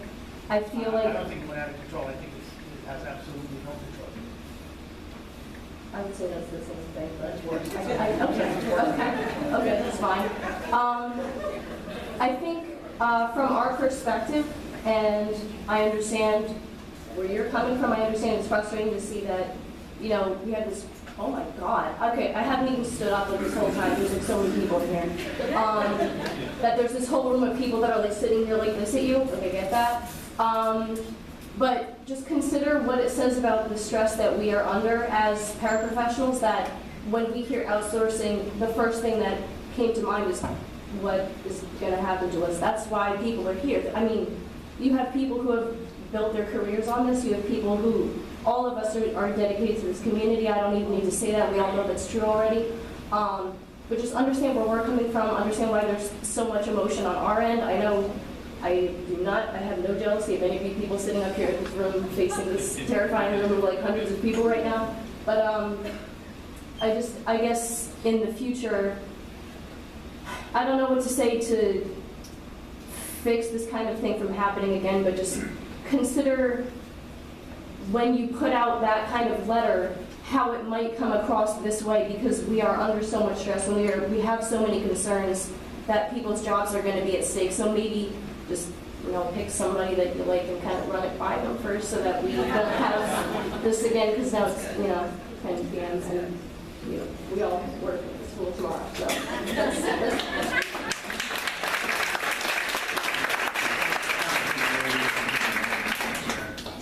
Don't say anything. I got a whole speech. I got it. No, Just stop. Right here. First, just really grateful for just the outpouring of support, because it adds to the dialogue, especially having been a student here as well. It's really great to just have you and the students together. My comment that I'm going to make, I'm not looking for a million cheers and booze on it, but I feel compelled to share it because I've had the opportunity to sit across the bargaining table with the individual that seem to have an issue with myself, as named in a letter sent to a variety of staff members. And so I'm going to say, Mr. Tambaro, I am deeply disappointed in your actions as they create an environment and a culture that fosters miscommunication, outrage, and anger. My recommendation moving forward is to provide our staff and those who are in this certain context emotionally vulnerable support and guidance and clarity, as I have not turned my back on them. And when the question came, and actually when the budget was being discussed, and I was not comfortable moving it forward in its present form, I said, we need to increase compensation for aides. And anyone on this board can call me out on that if they think I didn't do it. But I said, I will not vote yes. We need better compensation, better terms, and benefits. One of the ways to explore that was an RFP. And so yes, I will, at the risk of sounding teary-eyed, say that I am hurt at that.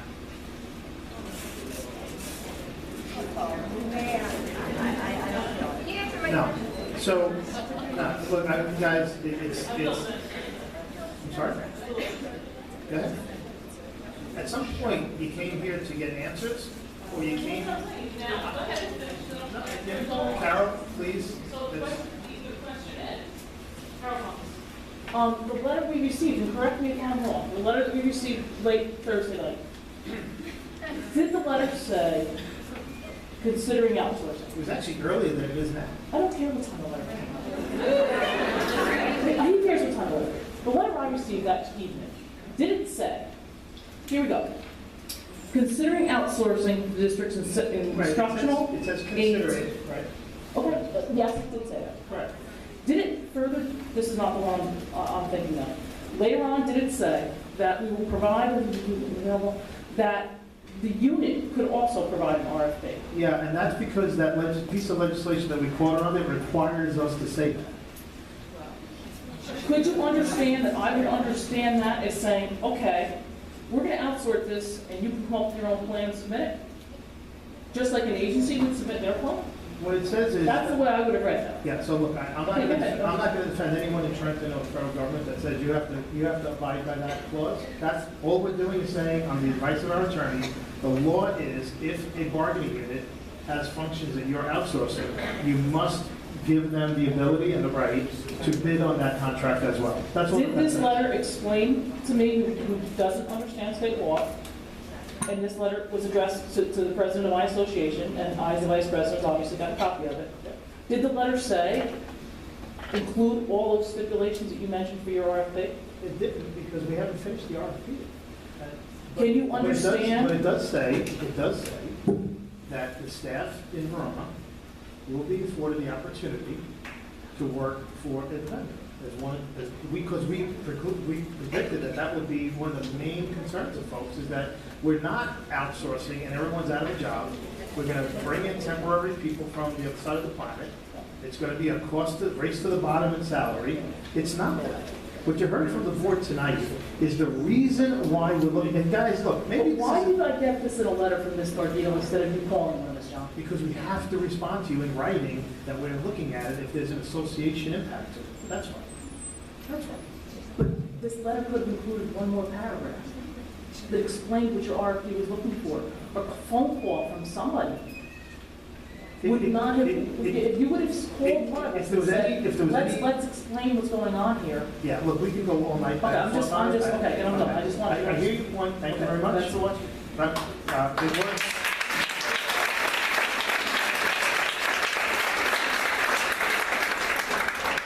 Works in all ways. I think, for example, that communicating to the staff and to the parents of Verona through Facebook, leaving out any sense of continuity and without any discussion with the board is also a bad communication protocol.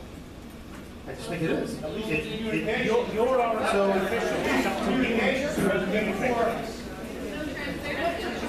Okay, guys, listen. Okay, correct. So the I'm going to say it again, guys.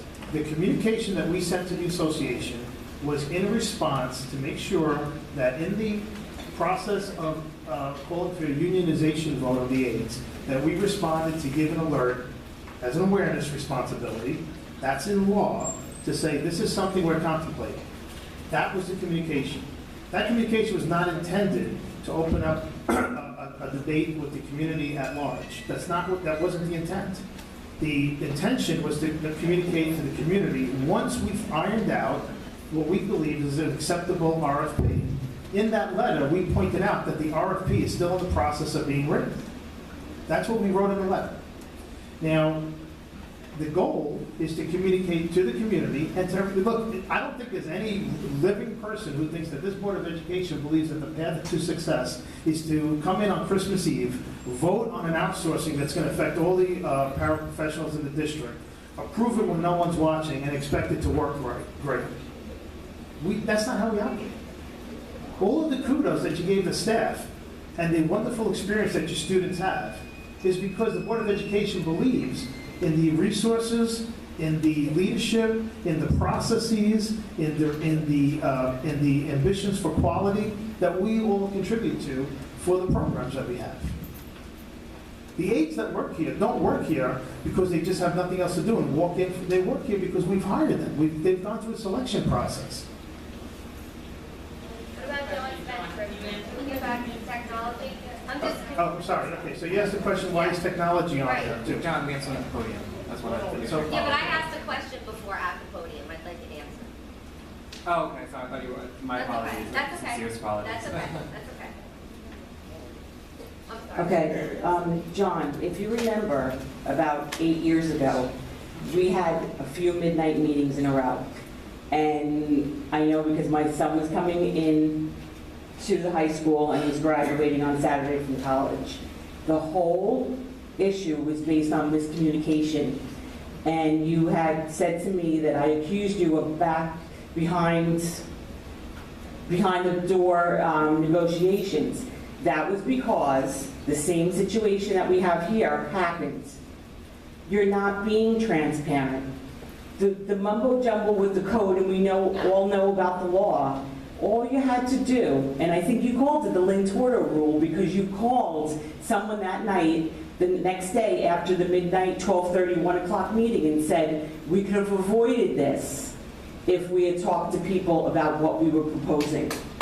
So now here we are again.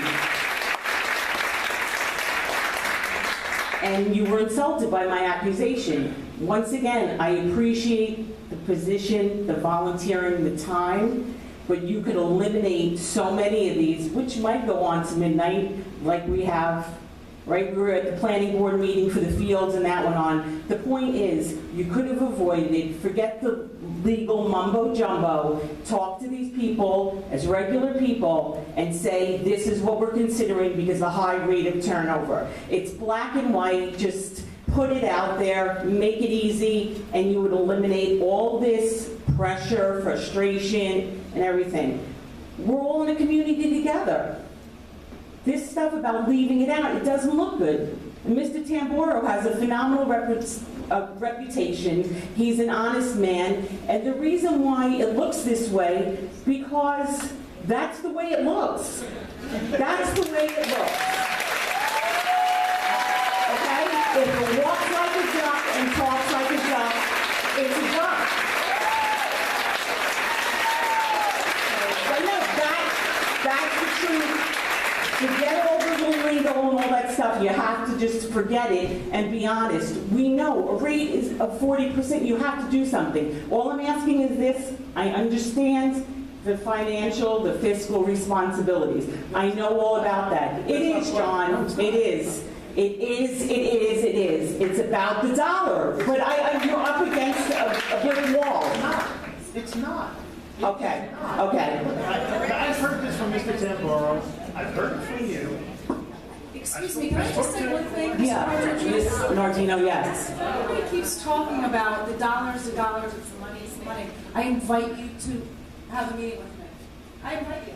I look at that budget every single day, and I'm telling you, it's not about the dollars. We are proposing that we're going to pay the rates, the aides, at the same current rates they're making. How can it be financial? Okay. That's what we're saying. The reason that I'm, first of all, with the agency, financial in that you have that sub, a body in the classroom the next day. It's like this. It's not the interviewing process and all that. Okay. I know.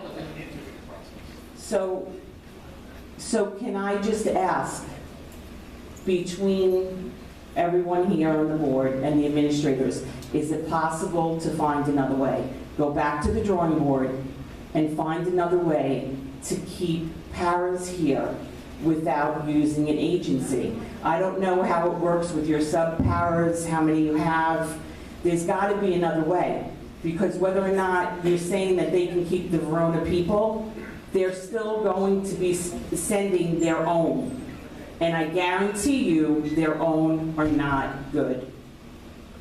Just look at it again. Thank you.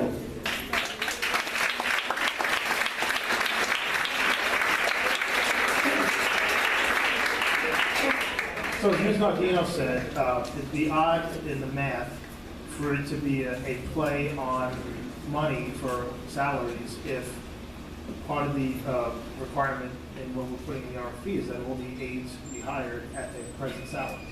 Hard to say how somebody else writing the check results in the check being a smaller check. Number one. Number two, Mr. Trano spoke to me Sunday night and Monday. And one of the things that I said to her, and she printed in her article yesterday, is that I said that it's quite likely that an arrangement with the vendor would actually cost a few dollars more, not a few dollars less. Why? Because if the requirement is that, that's a dumb thing. So it's only a dumb thing if I'm trying to save money, and the way I'm saving money is by spending more. This is not about saving money. As much as you guys tell me it is, I'm telling you, I'm in the meetings doing the talking, and it's not about saving money. It's not. It is about trying to investigate an alternate way that we can get on a path to more sustainable salary levels with staff over some time, with possibility of benefits that we can't provide here internally, that a vendor might, and get into a process where the replacement, the temporary replacement of aides, when somebody leaves, doesn't leave one of our students with a churn of people until we hire a permanent qualified replacement. That's what this is about. That's what it's been about for a year. And no one, and it is correct, and no one knew. We, in committee, every month, since at least January, every month in our education and special education committee meetings, every month since January, we've talked about how to fix the compensation level for the aides. How can we forecast better how many aides we're looking at? How can we do a better job of tightening the cycle it takes to get a replacement aide into a seat? That's what we've done. The frustration I have is that you good people have been led to believe that it's something completely different while we're spending our time doing that work.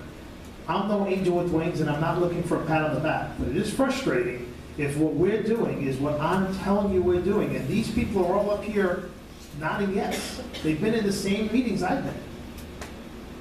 It is incorrect to think that this is about money. I know you've been told that because I've seen it in the letter that the staff received. I've seen it on the Facebook news forum, which is, in my book, not a good place to be getting news from, certainly not factual news, okay? To the point that we should have said something sooner, that was our intention. If we made a mistake, I can tell you right now what I regret is that we sent out the notice to the association pre-having the RFP. Because in order to have, where's Lynn Torto? In order to have a, always shy, in order to have a conversation with folks in black and white, like you're saying, I need to have something that's in black and white. And we don't have that yet.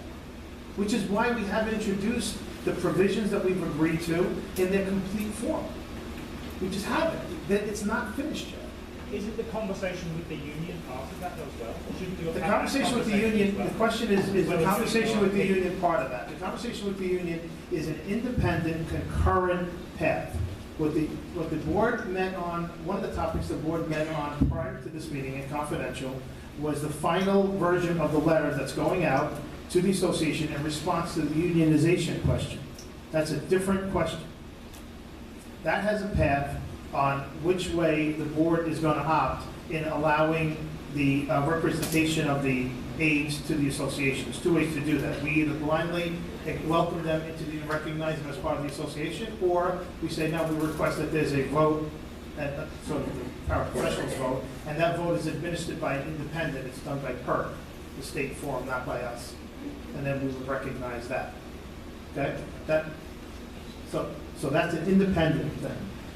I'll say it again. The notice that we sent Thursday, even though the law says if the the staff that you're contemplating outsourcing is part of an association, you must give them notice. We erred on the side of caution. It was probably a mistake. We erred on the side of caution to let the association know, because they've raised the topic of unionization, that this was something that the board was looking at. And the minute that this RFP was ready, we would share it with them. But be rest assured, every existing aide or any staff member affected by this will be part of that hiring, period. And we said that in the letter. Okay? Yeah, you guys, okay, if you guys have a question, we'll start again. You got to hold the microphone. It's got to be recorded. I have a couple follow-up questions. Sorry, the tech question. That's it. I'm dying to know. All right. So the only reason why the tech folks are on that on the notice that we sent, there's only one reason why. The firms that are in the business of providing paraprofessionals provide paraprofessionals, sub-teachers, tech staff, and select other distinct jobs. The only ones that would apply in Verona are the tech professionals and the paraprofessionals. That's it. They advertise that they do it, so we said, let's look at it. If there's a better outcome, do it.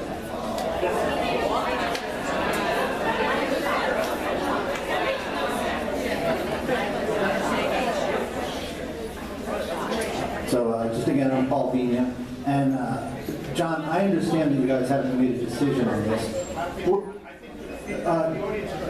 We've decided it and we're doing it. Forget it. John, I understand, and I understood before I walked in the door that you hadn't made a decision. That's the reason I'm here tonight, because you hadn't made a decision. So I want to influence your decision. Okay? So I understand that. Remember what our decision is tonight. Our decision tonight is to I understand, yes. I understand. Does it make sense to do it? That's what our decision is. I understand that Are you too. against us investigating it? So, in other words, okay, I got it. So, in other words, let me make sure I got it. I want to make sure I got this. Wait. So what we're saying is, we don't want you to investigate it because...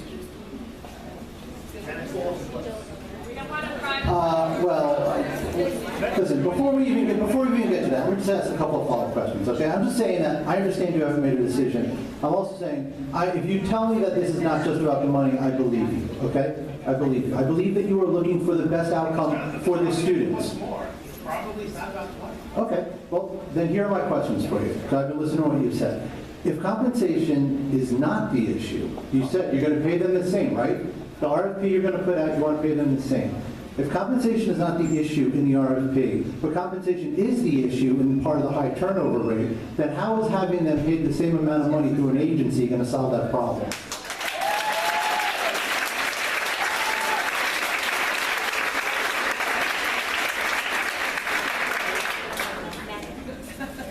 So the answer, you want to answer all your questions on answer, or you want to go one at a time? You can answer that one. One of the things I said earlier is that we are asking the vendors to describe to us their benefits packages. What do they offer their staff? That's a form of compensation. Are the vendors going to charge you for that form of compensation, or do they give that out? Is that free? That's a great question. I would love the opportunity. Because you're going to pay for that, I would love right? the opportunity to talk to a vendor and ask them. Okay, well, you can ask. But you're telling me not to do that. I'm not, no, I didn't say that. They all said it. I didn't say that. I had follow-up questions, the other questions I was asking, okay? So that's a big question to me. If you're doing this to solve a situation that is being caused by compensation, and this situation is not going to resolve the compensation issue, then how is that going to change the turnover rate? Because, okay, so there's two things that we're trying to solve. One thing we're trying to solve for is the administrative work to go through the hiring process that I described earlier for so many people every year. You're talking about 30-something times that we've advertised, conducted interviews, weeded through resumes, conducted background checks to get these people into seats. It's a lot of effort. So, and time. So can we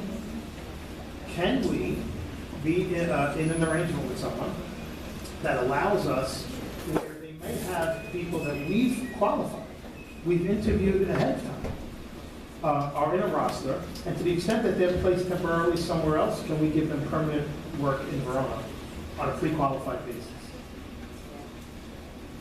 So, That would, in That your would. particular case, that would reduce and hopefully eliminate the churn of people that you have. Because remember, what we're not talking about is bringing up 1-800 vendor and saying, please send me a human body with a heartbeat. What we're saying is we control who that person is and they're pre-qualified by us. right, that would be part of the stipulation on the RFP, that before you agree to anything, that you would, right, that's fine, that's absolutely fine.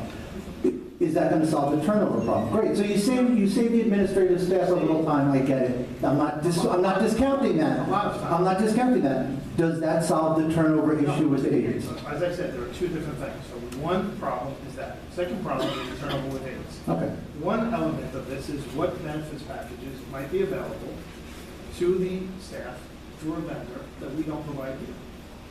They're going to charge you for that. Okay. I mean, they're going to charge you for that, they're not going to give it to you. I don't think anybody's going to give me anything. Right. Okay. So in other words, you agree with me that it wouldn't be cheap, would it? No. Okay. You agree with me that it would be cheaper too, right? I agree with, it wouldn't be cheaper than what we're probably paying now, but it might be cheaper to pay them to do it, because it'd be cheaper than us to do it. Right. Wouldn't solve the problem for the aides, but it might save you guys some time. No. We can go on about that. Listen, I'm just saying that's an issue. I'd like to ask a couple other questions. We have benefits packages that we support in the district. If there's a vendor that provides adequate benefit packages that would be beneficial to the staff. Then why are you going to do this? Why are you going to go through a process of bringing in an outside agency when you already have people here that you're going to have to pay? You know you have to pay them. You're willing to pay an agency to pay them. Why don't you just pay them?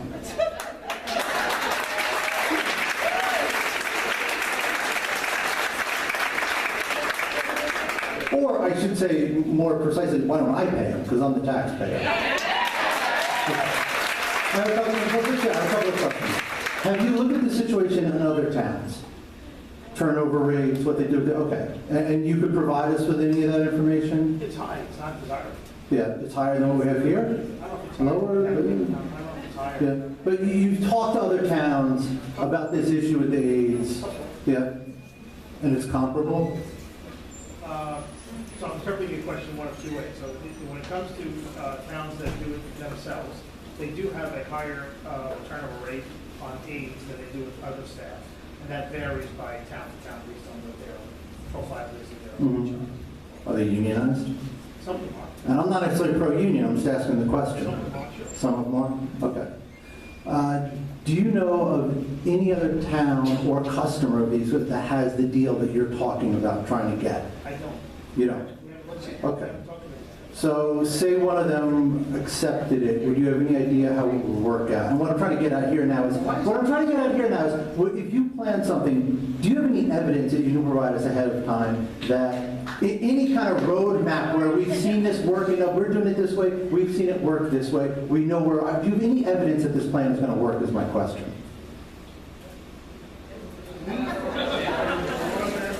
Have you done any studies? I'm not asking them. I'm asking you, John. You're expending my patience on this. I don't know what to say to you. I don't know what else to say. What I keep... Yeah, so here's why. Okay, here's why my patience is wearing out. I've given you exactly the history, the perspective, and the rationale on why we want to think that investigating doing this would be a good idea. You're asking me questions that I can't possibly answer without... I'm trying to help you with the investigation.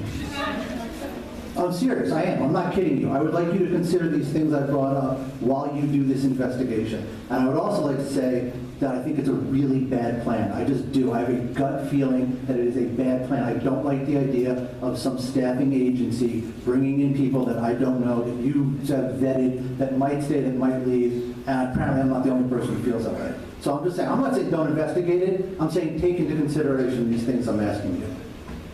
Okay? Fair enough?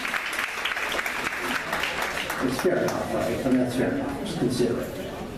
Sure is. Okay, thank you. I just have a real quick question, and didn't say if there's I had a question for you. I'm just sort of curious, because you had given some examples, and I appreciate the crowd here because I always complain to my wife that nobody ever shows the Board of Ed meetings. So I'm very happy to have a full house here. So But you had expressed some experiences about substitutes and turnover and the things we're talking about, that 40%, you experienced firsthand. And so you're telling us right now, we're just investigating to see how we can improve where we are today. I think the message. And you're coming back to us saying you're sort of happy where you are. Right, so I'm just trying to get an understanding from you, based off your experience, that you expressed that you weren't happy with some of the things that happened recently, right? Yeah. So we're trying to just investigate as a board. Sure. Somebody said, well, let's see if, outsourcing, keeping with our criteria, keeping our staff intact, because we have great paraprofessionals here, and I want to make sure you understand that. But I also want to make sure we want to make things better.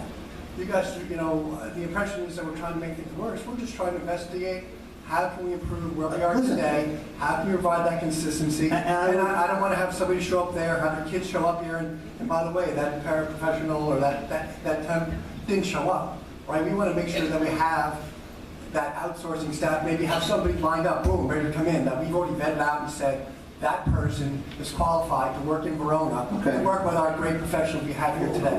Okay, James, I appreciate that. And listen, I do appreciate that. Okay, Jim, I do appreciate that you guys are thinking about this, investigating it, you're looking into it. I get it, great. You're asking my opinion. I had 3 aides from an agency, from Delta T. They were all terrible. They left abruptly for no reason whatsoever. One right after the other. It was a terrible experience. That's why I'm here. That's why as soon as I got wind of this, it wasn't that I thought it had already been done. It wasn't that I thought you were trying to do some backdoor deal. It was that I have had firsthand experience with aides from a staffing agency, and it was a terrible experience. I can't explain to you how bad it was. Okay, Jim? Really. My wife crying every day because my son can't cope anymore because he doesn't know who these people are, and they're churning one after the other. And sometimes he gets a substitute. Sometimes he has no aid whatsoever. Sometimes he has somebody he doesn't know. It was terrible.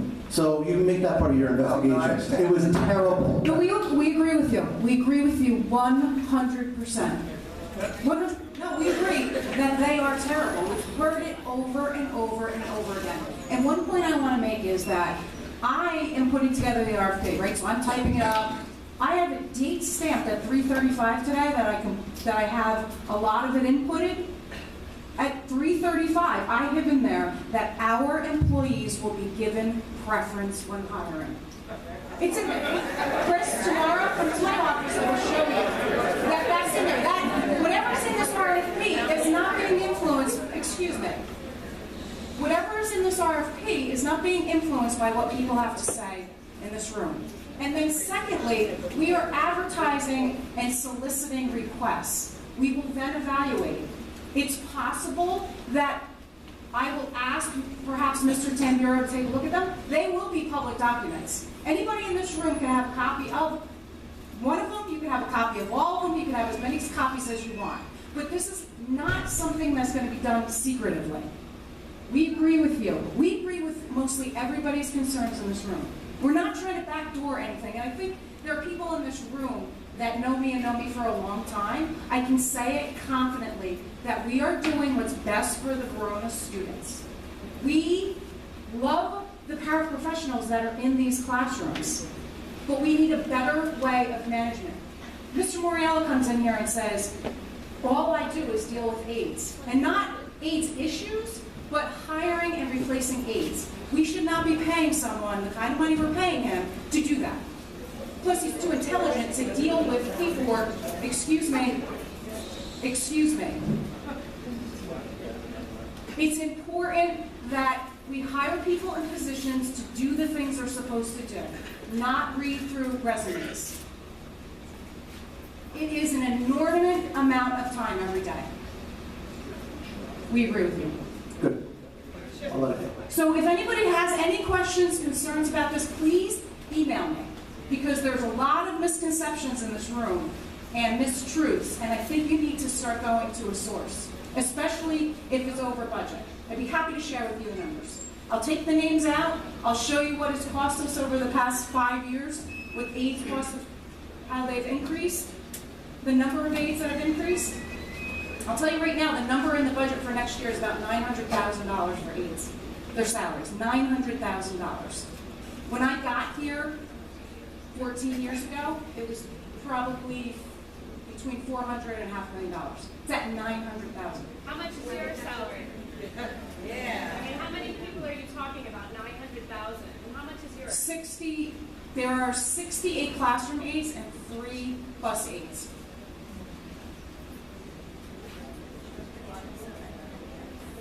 I'm just giving facts because people are saying it's all about money, it's all about money. It's not just about money. Has the student population need age increased as well? Sorry? Student need age, that increased as well? Yes, that has. So it's a matter of the people increasing Absolutely. the need age as well. Absolutely. Not whether the age. Yes. And then another point that I think we... It's not about the aid salary. The aid salaries are too low. The aid salaries, let me say it again. Get your pens and pencils. The aid salaries are too low. Another thing that I just wanted to point out... The aide's turnover, I'm sorry, Cheryl, the aide's turnover is too high. The amount of time it takes. Just one other thing I wanted to point out. A couple years ago, well, the aides who are in this room know this, that they were employed at a certain number of hours a week. Their number was 35 hours, 34 hours, 33 hours. When the aides' time was cut back to 29 and a half hours, we trued up aides. Now, does anybody know what I'm talking about? Where we trued them up? Right, so whatever they were making the year before, we increased their rate so they didn't take a cut in pay. The board did that. So I'm not sure that everybody in this room is aware of that, but they continually make an effort to increase the rate. I can even show you a document, again, date stamp March 31st, where Mr. Quattrochi sent me a document at budget time saying, Cheryl, can we do this? And he had a number, a salary attached to every aide. If we did this, this is how much the budget would go up. More proof that he and the rest of the board are trying to increase the salaries. We recognize it's a problem. Go ahead. 2 points. 1 point on the aides and their salaries. Can we look into hiring an advocate to manage the paras within the district?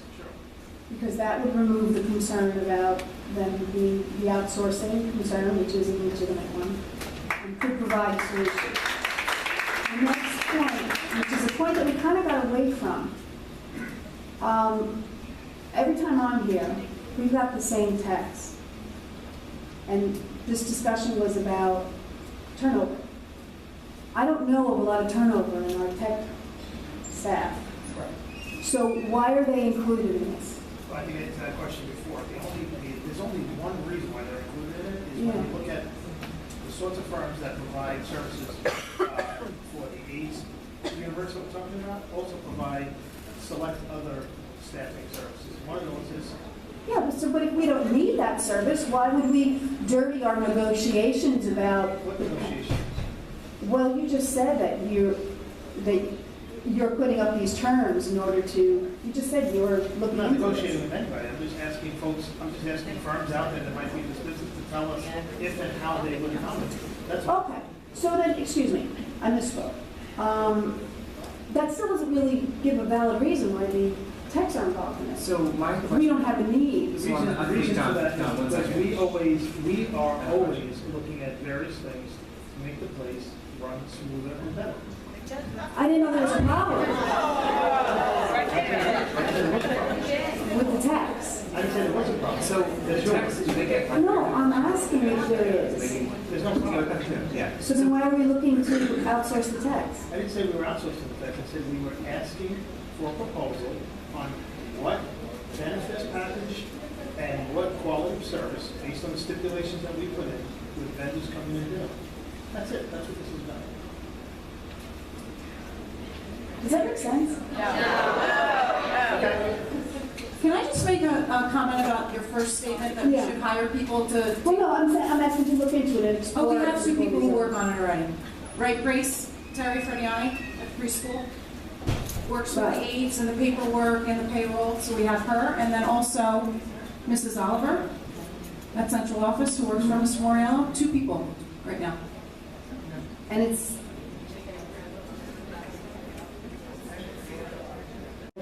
But maybe someone else can help, form a question that will help clear that up. If no one wants to listen to what we have to say, I'm sure everybody out there has an answer. Come on, John, it's just that everyone feels very passionately about these issues because it involves our I give you kids. guys the Lord's honest truth on why we started looking at this, what we're concerned about, which is the same thing most of you folks came up to the microphone and expressed. I've explained to you how long this has been a topic that we've looked at on. But we just learned about it. So on the tech issue, so my understanding of that is, and correct me if I'm wrong, that given that whatever vendors that bid may have a greater pool to provide a greater resource of terms or compensation model or benefits than what's currently housed here. And then there would be an option to move in that direction. So, for example, when she was talking about it, one of the things we discussed was It's 2 versus thousands. in a world where we have 2 tech people on staff today, and there are times, art testing is a perfect opportunity. Where It's probably best not to involve that right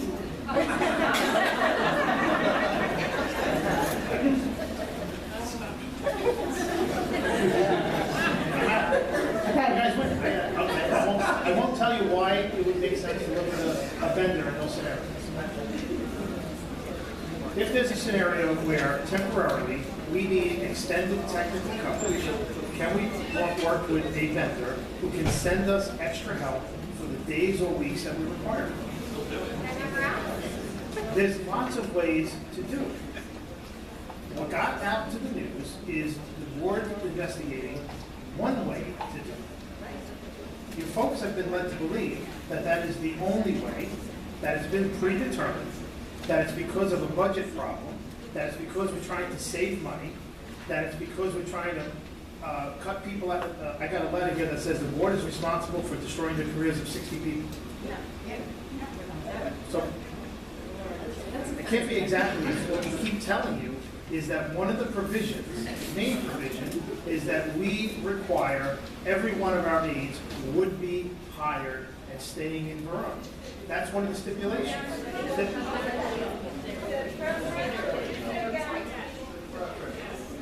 Hi, I'm Nancy Romanishin, 38 Birdseye Glen.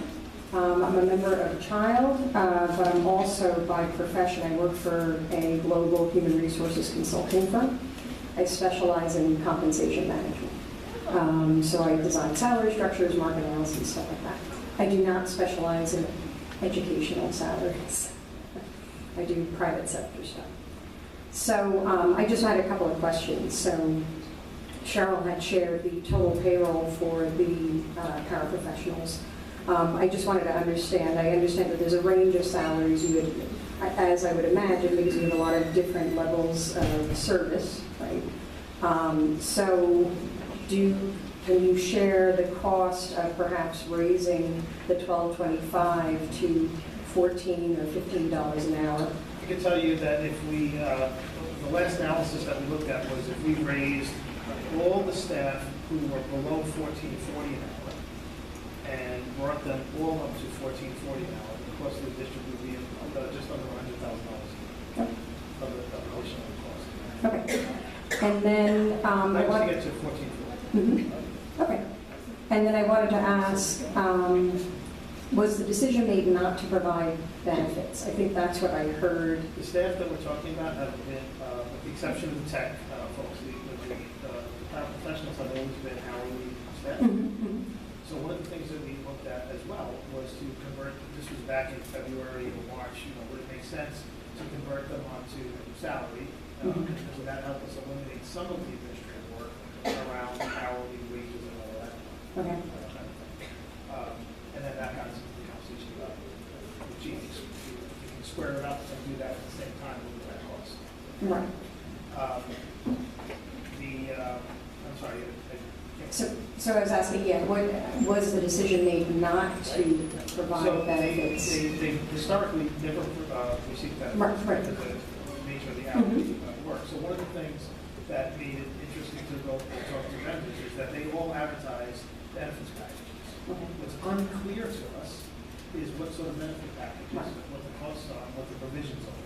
Do they require some hours work? Do they require a certain contribution by the staff?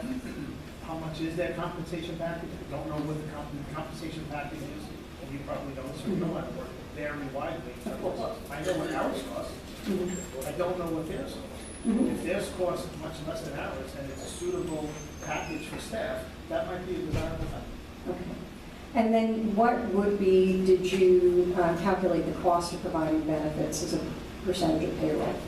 No, we only know what our per person cost is, and we have 3 tiers of cost. We have family coverage, a husband, wife, or spouse coverage, Right. and then we have Plus one. yeah, exactly. So we know what those numbers are. We just have to know those. But we don't know the family situation of every area. We haven't done that yet. Okay. So so the cost impact analysis hasn't been performed on, say, on the benefits portion? There's no analysis that for the wages that these people, none of these people make over $20,000 a year. The reason why it's 20 is because that's the lowest contribution level for the employee contribution that the state mandates. So they would contribute about 3% towards the premiums. If you use our family coverage number, why family coverage? I don't know, it's the number that I remember in my head. That's $28,500 or something like that a year for full coverage. 3% of $28,500 is about, I don't know, $800-900 a year, right? That the staff would contribute. That means that the district will pay $27,500 per person that's in family coverage, times whatever, 70 people or 40 people, 50, whatever the number is right now. Okay. So we know what that number is. The question is, what's an alternate number that might work, that might be valuable? I don't know what the answer to that is, which is why we'd like to talk to the vendor and get some information out of it. Okay. My only, I know it's late, and thank you for your patience with all the questions. My only parting comment would be that, obviously, just private industry, same situation here, as I'm sure all of you know from working that, looking at total rewards, having that employee value proposition, working through all of that, I mean, that goes a long way to preventing things like a high amount of turnover. So usually that's, while compensation, I would agree, is not the answer, even as a comp professional, I would say that it's, because a lot of my clients think it's the answer, and it's not. But it does, having a well-rounded package, and really it helps communicate to your employees how you value them. We're not a huge district. We're not an excessively rich district. It may impact the budget clearly, but these are, and as you have agreed as well, these are really critical employees. It would impact the budget, and like I keep saying, it's most likely that it would impact the budget by costing us more.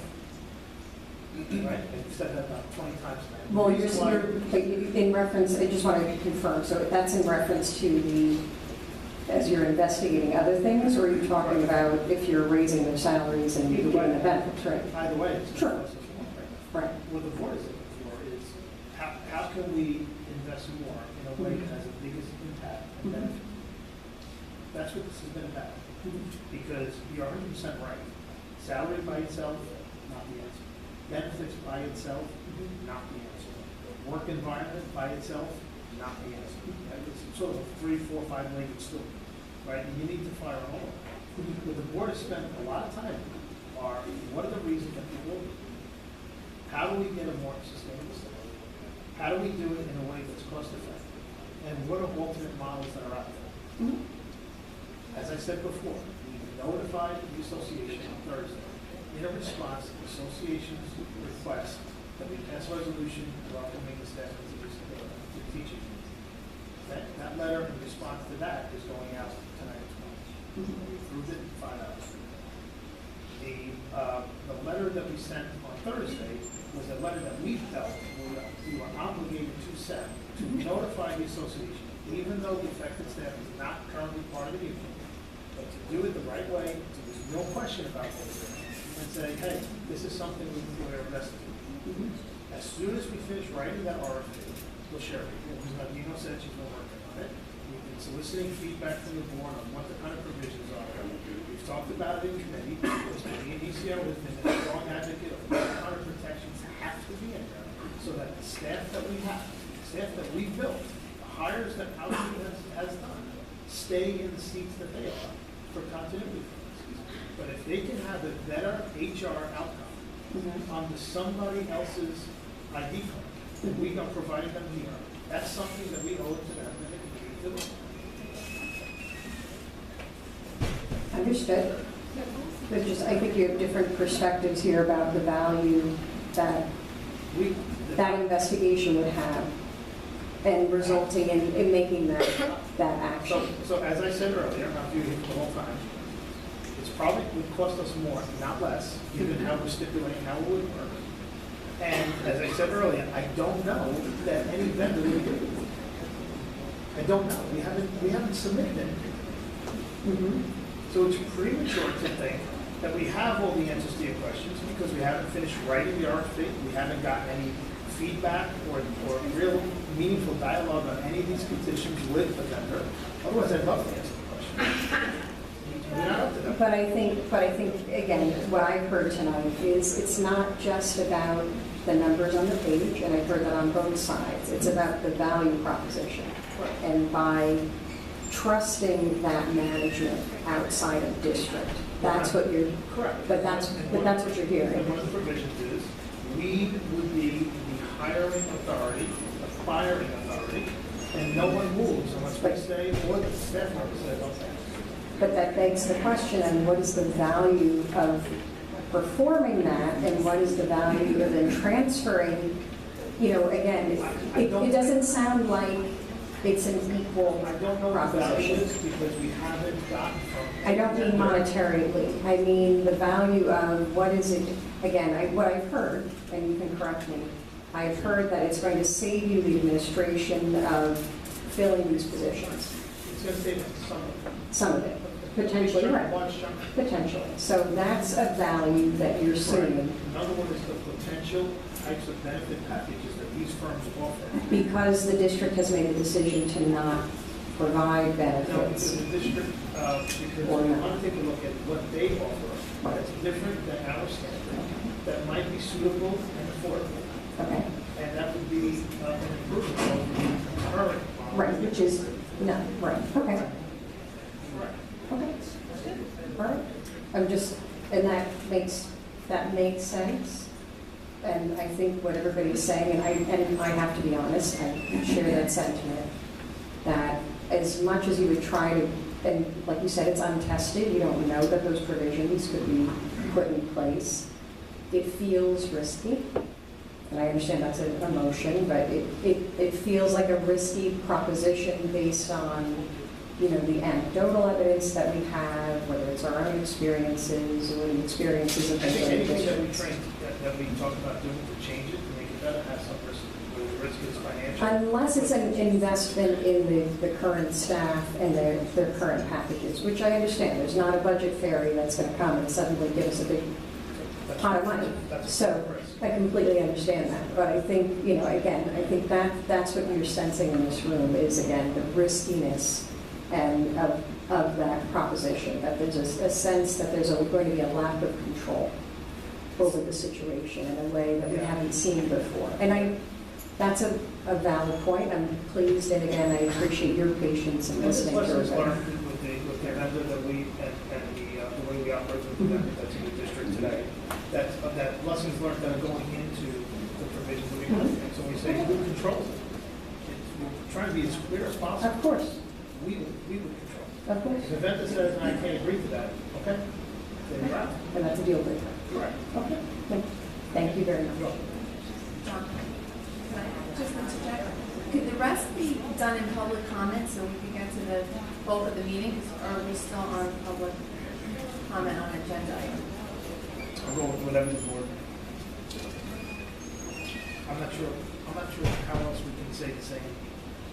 Yeah. I mean, we know, I think that we recognize So we're what just voting people's on- concerns are, and I think we recognize what the board has done and why in the last 10 months. The board wanted time to comment on their vote during the vote anyway, so wants to make a comment, so that'd be a good I time. do think that what we probably should do is let's table that resolution 20. So that we can talk about doing it once we have our RFP that's complete, then we can start. That's fine. not need the resolution to get the RFP.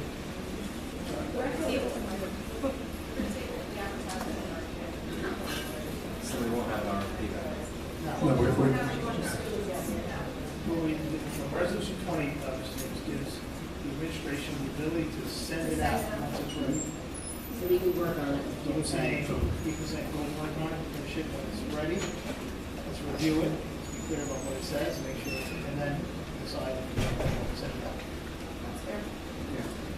The reason why we had that on there as a resolution tonight is because it's 3 weeks to the next board meeting.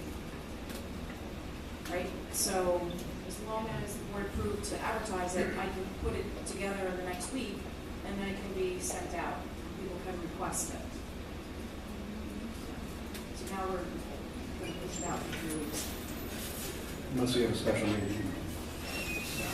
Or we can change the meeting on the 31st, which one week before.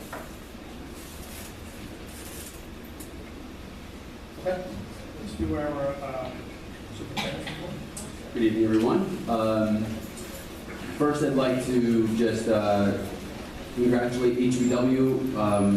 Mrs. Hart had a competition there that was wonderfully participated with many of our students on the Rube Goldberg project, and there was a contest, and there was the people's vote, and that closed on Monday the 9th, which was yesterday, so hopefully everybody got their votes in.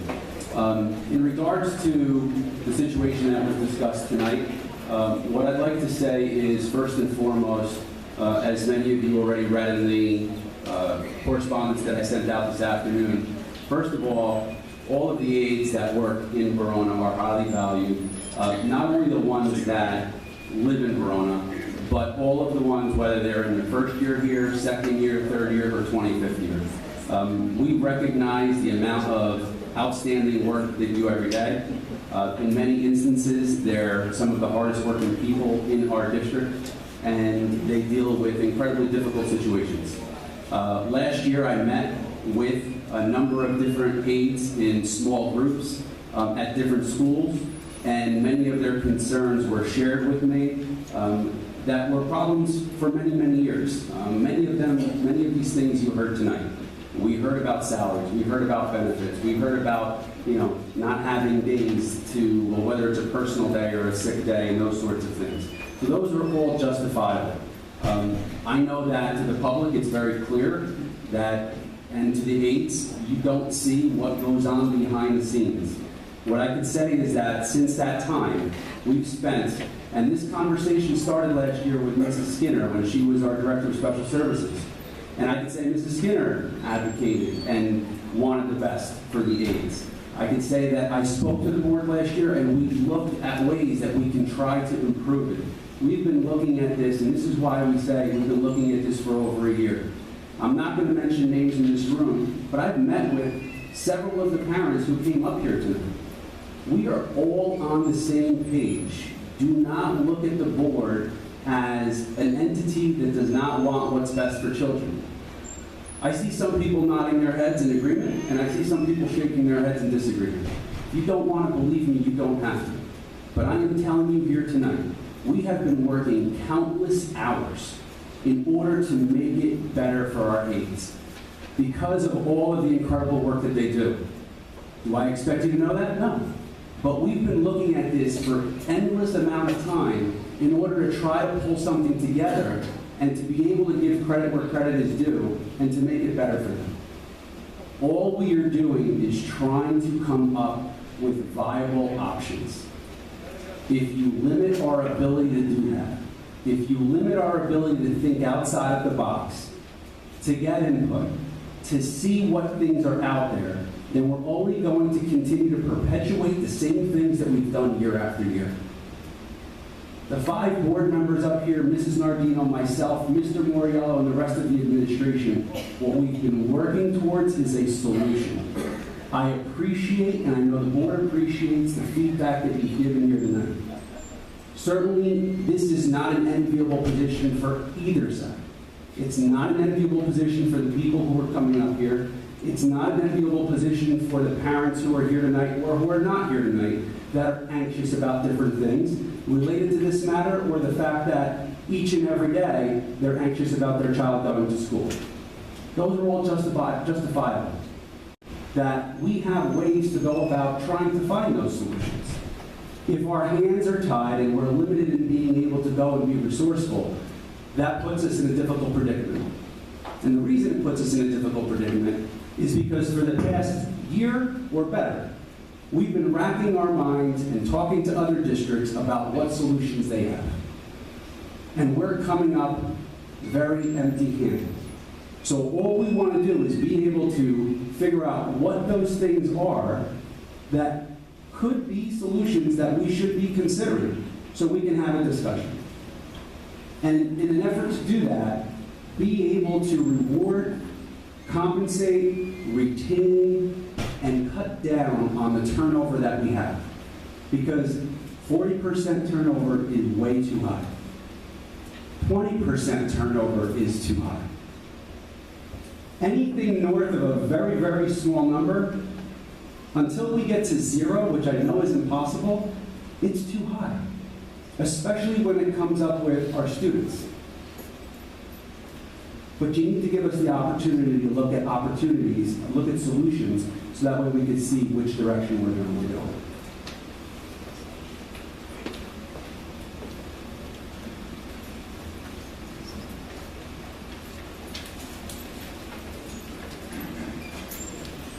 In regards to an update regarding the athletic committee. The athletic committee met last week. We had a meeting that was a pre-bid meeting with Land Tech Associates. It was in response to the field project. The field project is expected to commence sometime next week, and we're making progress on the timeline that we've established. Related to the Buildings and Grounds Committee. The Buildings and Grounds Committee met.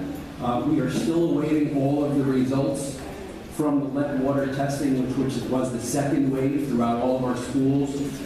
As the public knows, we reported that our testing was in relation to all of the water fountains that had not yet been tested, that we had shut off as a precaution in the district to ensure the safety of our students.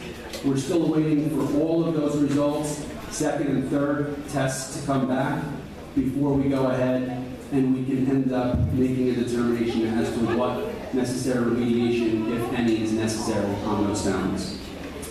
The ESIP project, our Energy Savings Improvement Project, that has been almost, that has almost been completed. They're just tightening up now some punch list items, and that will be completed very, very shortly. We will be going out to bid shortly on asbestos abatement here at Verona High School. So those bid documents are being finalized, and those will be going out within the next several weeks. And that work is expected to commence over the summer. I'm happy to report that park testing in the elementary schools and the middle school at HBW was very successful. Everything went extremely well. And makeup testing is occurring right now at HBW, and VHS testing occurs next week in grades 9 through 11. There will be a delayed opening for park testing for grades 9 through 11, similar to how we handled ESCA testing years ago, where our seniors do not come in until around 10 o'clock. And any students whose parents have decided to have them refused from testing, they will come in on a delayed opening as well. Also happy to announce that we've been working very successfully with the high school counselors, the high school administration, our teaching staff at Verona High School around the utilization of AP Potential. AP Potential is using the results from the PSAT scores and utilizing those PSAT scores in an effort to meet students' needs, to identify where they have the potential to be successful, encourage them to take advanced placement courses that align with not only their aptitude, their ability, but also with their interests and their level of engagement.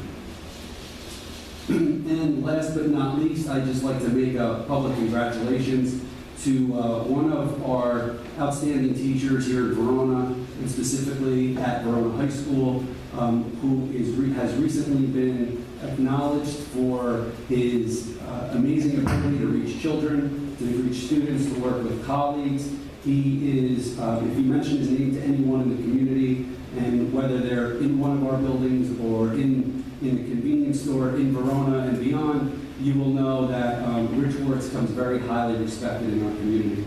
He's an outstanding teacher. We are very happy to share that through a very rigorous vetting process, Mr. Wertz has been recognized by Princeton University as the secondary teacher of excellence. He's one of 4 that has been selected out of a very competitive applicant pool in the state of New Jersey. Representatives from Princeton University came to Verona High School several weeks ago, observed many of his lessons, met with his colleagues, met with the administration, met with students, and had a lot of meaningful discussion and determined what we already knew, that he is an absolute star. We're very lucky to have him, and we congratulate him publicly on a job well done. And that's it for the superintendent's report. I just want to follow up on the reports.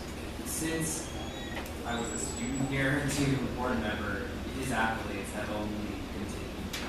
And his contribution to the district, to lives of our students and their families, is incredible. I'm not just saying this to speak. I really want to point out that I don't think it's said enough how much even when it comes to negotiations back when, everything, he is incredible. All around, just a person, but incredibly smart. He more than deserves what he has done. I agree wholeheartedly. I would go as far as to say not only is he an outstanding teacher, but those who know him and know him well, you don't even have to know him well. You know that he's an amazing person. Aside from being an outstanding teacher, he's an outstanding collaborator. He's very open. He works extremely well with everyone, and he's a leader within our district. And he's a teacher leader that we highly admire and highly respect. Not maybe his own personal background, but it's one of those people where when I used to walk home from school, there was a crossing guard, and he used to cross us, leader or something. And I said, why do you do that? Why do you do this? And he's like, I don't have to do this. He like owns a tomato farm and he sells it to soup. I was like, why do you do this? I love doing it. You know what I mean? And I think I know Rich Wertz is that same vision. He comes from a love of doing what he does. And you would never know. I mean, at some point, you can ask him his backstory. Incredible. What's your backstory? And most people, you just sit down, cut coffee, and you'll write it down. You know, because it's a life lesson in how to live one's life. It really is. And I have to say, I was here when I walked in high school and one time, like Rich was sitting in his classroom working, and it seems to be the theme of Rich, that he's just going above and beyond all the time, and always trying to think of, what can we do to help the lives of the students. And, my friend became is that when I played against him in Little League with my kid, and I actually beat him in coaching, because anything else would probably go against Rich Wertz, I'd probably lose, but I did beat him in a couple Little League baseball games as a manager. But again, congratulations to Rich, and for all the things he's done for the school district, and will continue to do. So.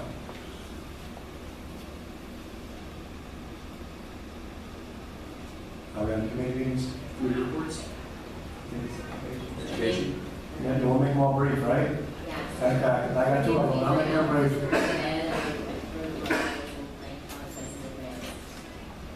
I got coffee, my boy, I got whatever, I'm sick, so we have to thank you. So, education committee met this week, and we had changes just to update and apply the precept to our curriculum. So the standards are going to be renamed the student learning standards. From what I understand, and John, correct me if I'm wrong, there wasn't many changes to math, if at all, but some of the ELA standards were tweaked a little bit. And we had until September 2017 to kind of align with that. Julia Hart, and Anissa touched on with TED at the middle school, and I know the link is on here, but I don't know where is the link on the website for people to go vote. They won. It's done. They won. They won? Wow. Okay, so they won. Awesome. I voted too. Good. She's doing amazing work in middle school.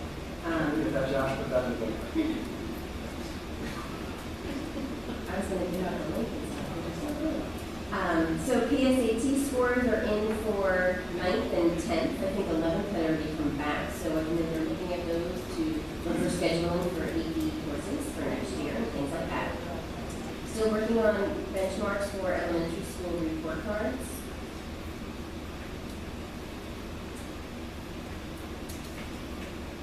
Denise spoke to park testing. Elementary schools is done. Observations are getting done. SGOs are getting done. One of the other things that came up, this is about the SGOs, maybe a date change to that. It's not official yet for Wednesday. And as far as special education, I know Mr. Moreno met with Child. They had a meeting on May 2nd. And I know when I met with Mr. Moriello and Child last time, they have quite a few of their board members that are stepping down because their children are leaving the school and things like that. So they really need support. So I encourage people to kind of reach out to them because I think they need some people to kind of step up and keep that going because it really does provide a lot of support to families and people. So I urge you to do that. We spoke quite a bit about the aid situation. What is it? We started with that. And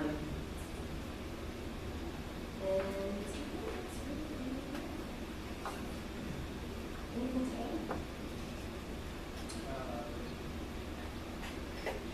We have resolutions on some staff. Resignation. We do have resignation for a special education teacher, and it's the only, right? And there's some new staff in the resolutions as well. For school nurse, custodian, kindergarten teacher, and some teachers at the university.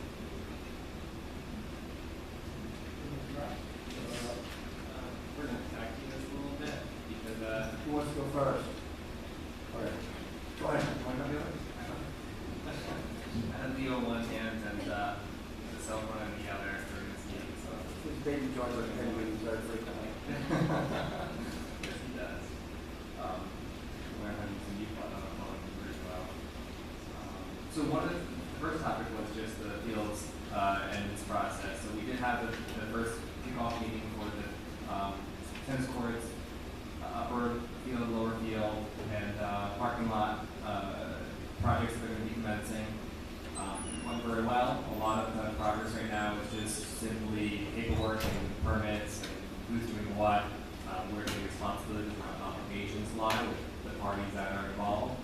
You can have peace of mind. We do have, and you know this, but just to say it out loud, we do have someone who is on site overseeing the project daily. There's kind of two parts to this. There's the part that gets it done, and then there's that oversight that says, oh, yep, not only has it been done, but it's been done appropriately and correctly, and it's certified, and then the check goes out to be paid. So just in terms of the process of how it works, that's what we'll be following. Our goal is to break ground shortly. That would be in the next, I would say, 10 days or so. We're looking to start the shovel in the ground, particularly around the sewer line. Sampson Drive will still be open, but we will be, there'll be part, a quarter of that line that will be dug out and cordoned off to be moving the sewer line down to Grove Avenue. We'll also be, as soon as school lets out, we'll start to work on the tennis courts and parking lot. If you don't want any disruption to students, to student safety. The company has already started to move some of their material on site as they're finishing up the Hilltop project and other projects, one project in Europe as well. We will be working on the upper field first with remediation, compaction, rapid compaction, as well, and finishing up that one first with the lower field going into breaking ground later in June, to not interfere with any student scheduling.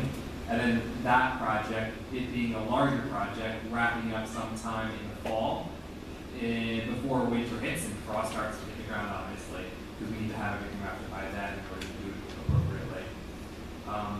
Before you move on, I just want to just add a little clarity to the public that the sewer line, as you mentioned, on Sampson Drive will begin immediately, simultaneously. The upper field project will begin. We're not doing anything yet to the lower field until after the baseball season, not to interrupt student athletics there.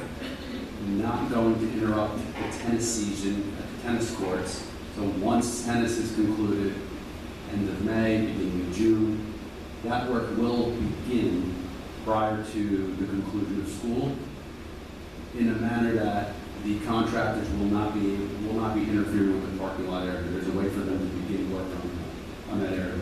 And then once school is out, then they'll begin full throttle on all the projects in Verona High School, closed down all summer long to ensure everyone's safety and to ensure that the contractors can move ahead very swiftly.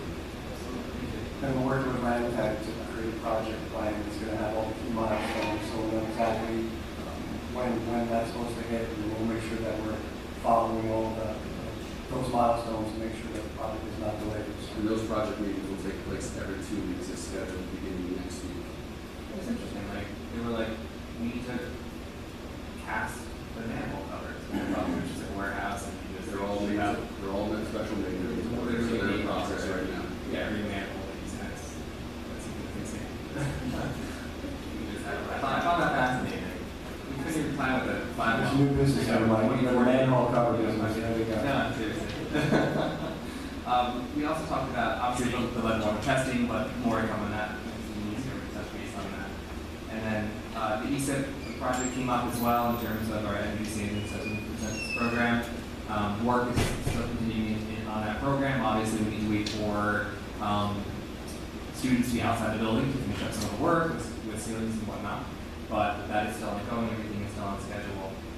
One item that was discussed, that the board will have to, this is kind of an example of an action item coming out of committee for board discussion, and then obviously going back to act on or work on.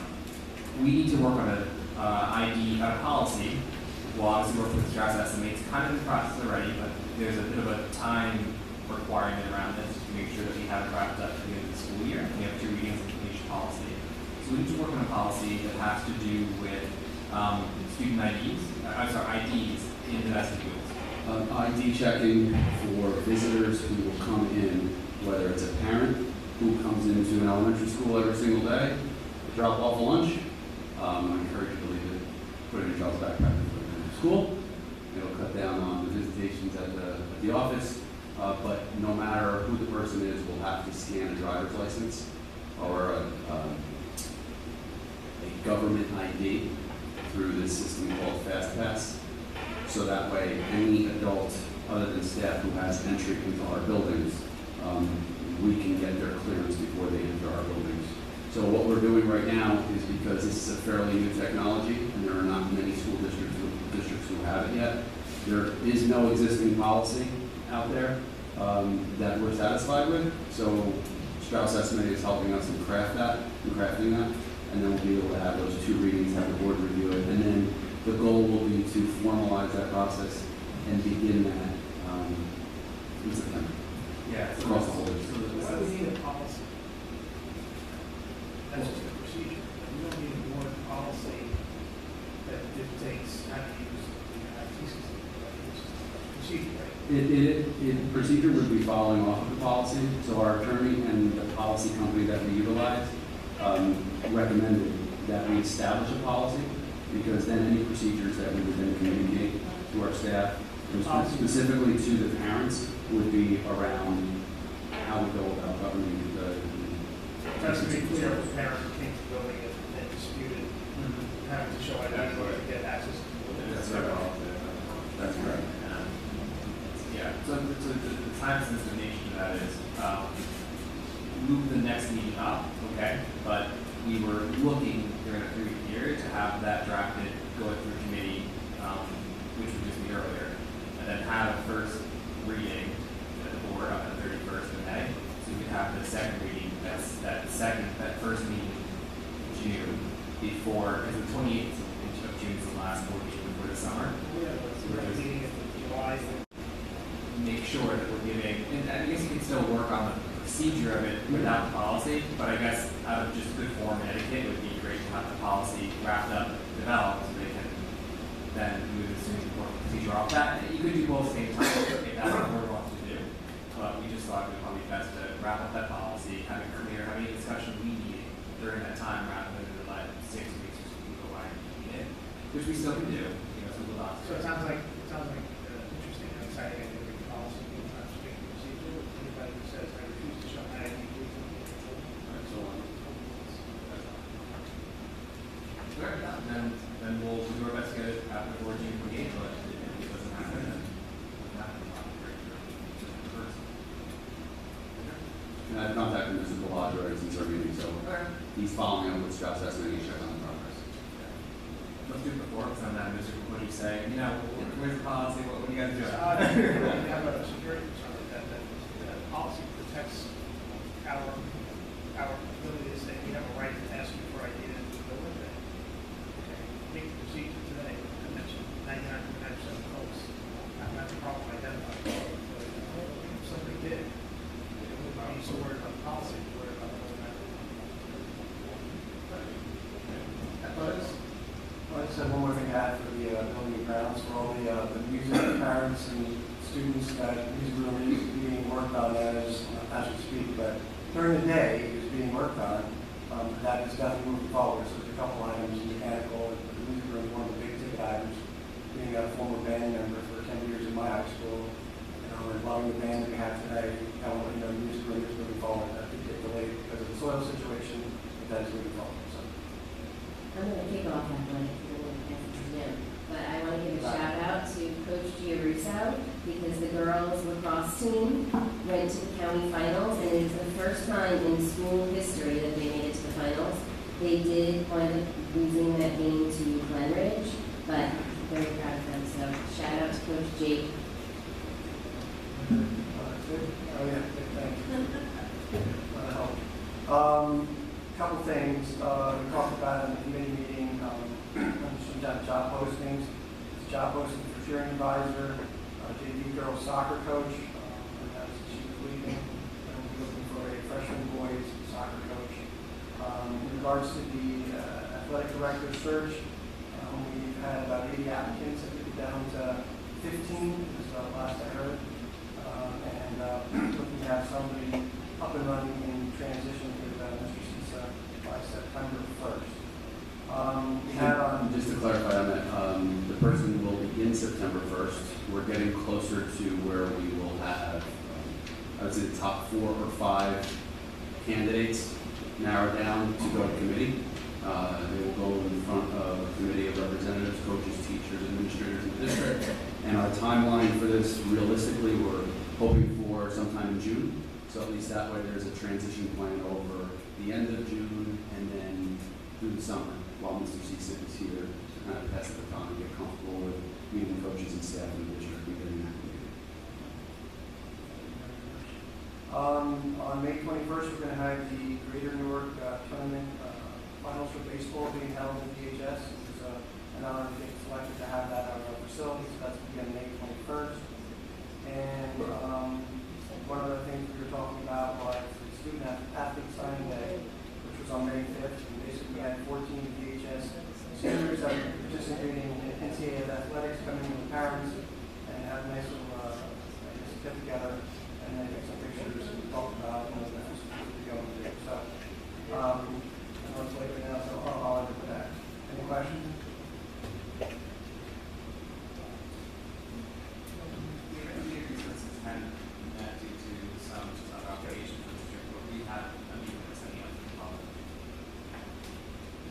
Okay, let's start our resolutions. We're going to poll number 20, right?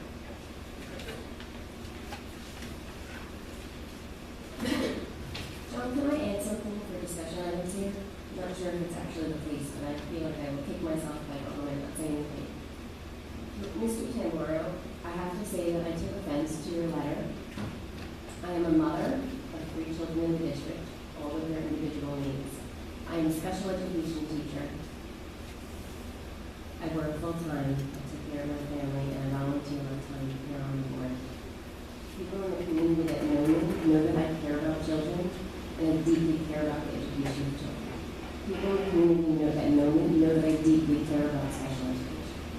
So when I read this letter, and I see things like, it's a threat, and I'm turning my back on the community, and I will tear our schools and community apart, and people will lose their jobs at my hands, and that you have trouble reconciling your values with those who would seek to destroy the livelihoods of so many people, that I obviously don't understand Verona.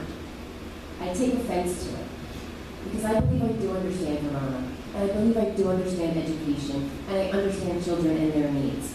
And I sit here volunteering my time to make the best decisions that I possibly can for children.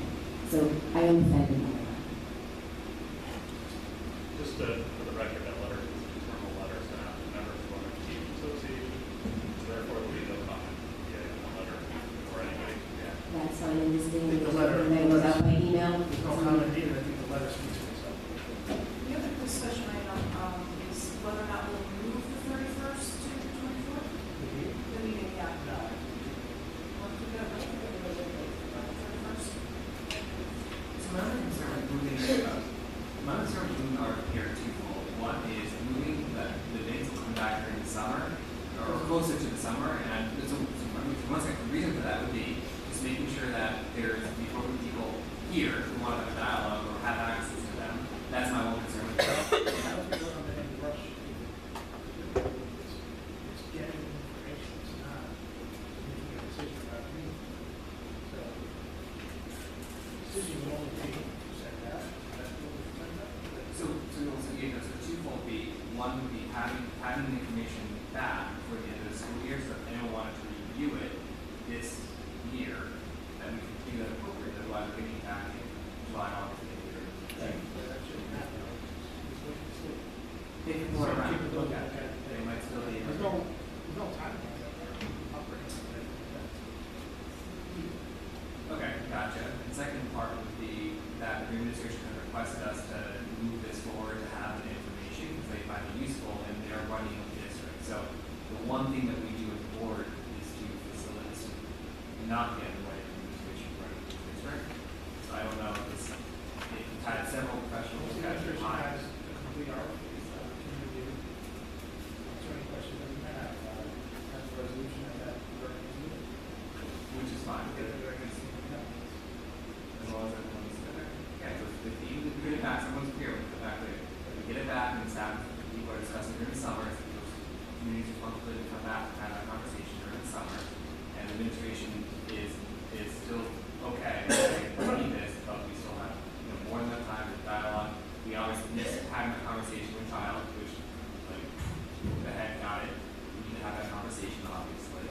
And then there's no set timeline. And that everyone's acting in good faith, even if the conversation happens more in the summer than during the July session. If there's a meeting and we're having, I mean, there's nothing that prohibits people from coming out in the summer. Yeah. We don't stop working. So when we can go and collect that information is when I think, and as I said earlier, it's important to get the information. Yeah. If we're going to bury our head in the sand and not look at what's out there, shame on us. At the very least, not looking at it, I think that's problematic. And I would highly recommend that we at least look at it, just because it's information. And at least then we'll know, one way or the other, what's out there. But to your point, Mr. Yunus, if it happens now, great. If it doesn't, whenever it happens, we're able to digest it and then be able to make those decisions accordingly. Just trying to be sensitive to patient planning and whatnot. Which I'm just putting out there, so I nothing's not done. Mine's not till August. And I want to just add real quick when we're talking about this, thanks to the whole crew and all the people that came out tonight, and I want everyone to know that, the discussions and the points that were brought up and the stories, were noted by the board and noted by myself that we want to make the right decision and just want to have the options to see what else is out there and think out of the box because we have a situation that we want to help resolve and make it better. And we want to make Verona a better place. I live in Verona, I want to make Verona a better place for everybody. So, that being said, it's a resolution. I have a question on the resolutions, by the way, while I'm talking to you. 2.1, new staff. Let's have motion. Okay. I'm not familiar, sir. Resolve that the board approve resolutions number 1 through number 19, table resolution number 20, and approve addendum resolutions 1, 2, and 3. So moved. Second. Moved by Ms. Bernardino, second by Mr. Day. Any question? Question, 2.1, Ms. Nardino, I just want to verify those 5 new hires, those are all in budget. Yes. Salaries. Yes. New question for asking that, right? This question, sorry, I asked that question frequently. It's in the budget, it's in the budget. And you're going to tell us yes, no. Okay. And then I just have a quick question. A lot of times, Mr. Gymnasium, you would explain the process for the hiring to us, and there's usually a committee. So I'm just wondering, is that the same with teachers? So if it's in the building, like 3 of these are HBW, is this process similar, and is the recommendation come from the bottom up to you? Yes, so the way it works with our teaching staff is same thing. We post the positions. That takes several weeks to collect it's called applications, resumes, credentials. It all gets submitted through AppleTrack, an online system. Administration in that building, in conjunction with our supervisory team, will work at reviewing the applications. They will identify candidates to screen. They'll bring them in for first, maybe second round interviews, get to know the person, see if they would be a good fit, personality, their style, their philosophy, their educational background, etc. And then top candidates would do a model lesson or a demo lesson live in our schools with multiple observers, people of the committee.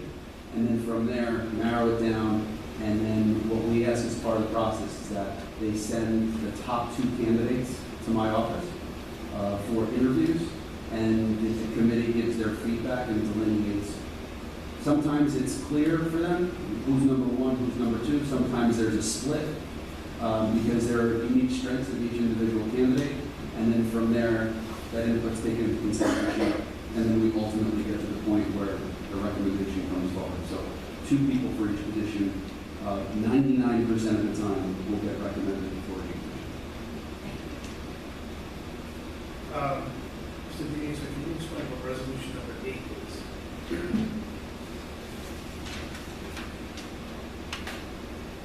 Yes. So resolution 8, and for those in the public who don't have it in front of them, is under special education. Is that the board approves the contract with the Essex Regional Education Services Commission for occupational physical therapy services for the 2016-17 school year as needed per attached contract. From year to year, the Board of Education approves services with outside providers, and the reason for that is that way we have occupational and physical therapists to provide the services that our students with disabilities in the district will need access to. So that way we have them, it's not a contract as much as it's an agreement that permits Mr. Moriello and the Department of Special Services to be able to go engage those services for our families in Verona. So that way if they need the services, we have them available. Because if we didn't approve that in advance, then what would need to happen is we would have to wait several weeks, get a resolution on in front of the board for a specific student, and then in the meantime, those parents and those children are waiting for those services, which once again goes back to our conversation earlier about AIDS. We don't think it's a good thing when our students are not receiving the services that not only are they entitled to, but they need to be successful.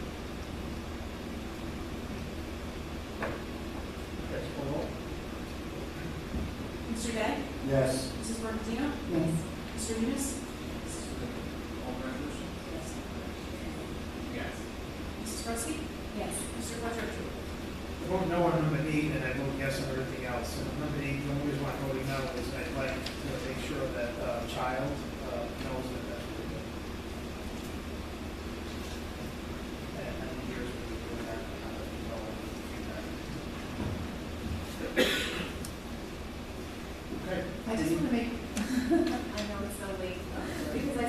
Monticelli still in the back. I wanted to say thank you for inviting me back to Barstow New School. I was invited there to read on Read Across America Day.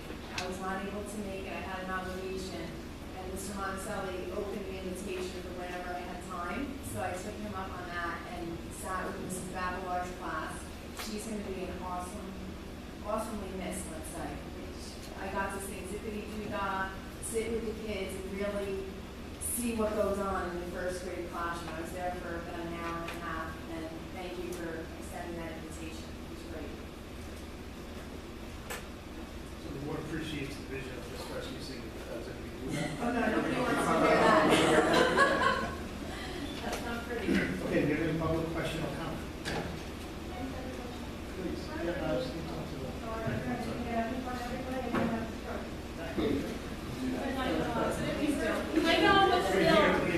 Ian Cooper, 200 Grove Ave. Thank you to everyone first for responding to my very, very late night emails. I appreciate it. Just a question on how number 8 affects the existing OTPT that we have in this year.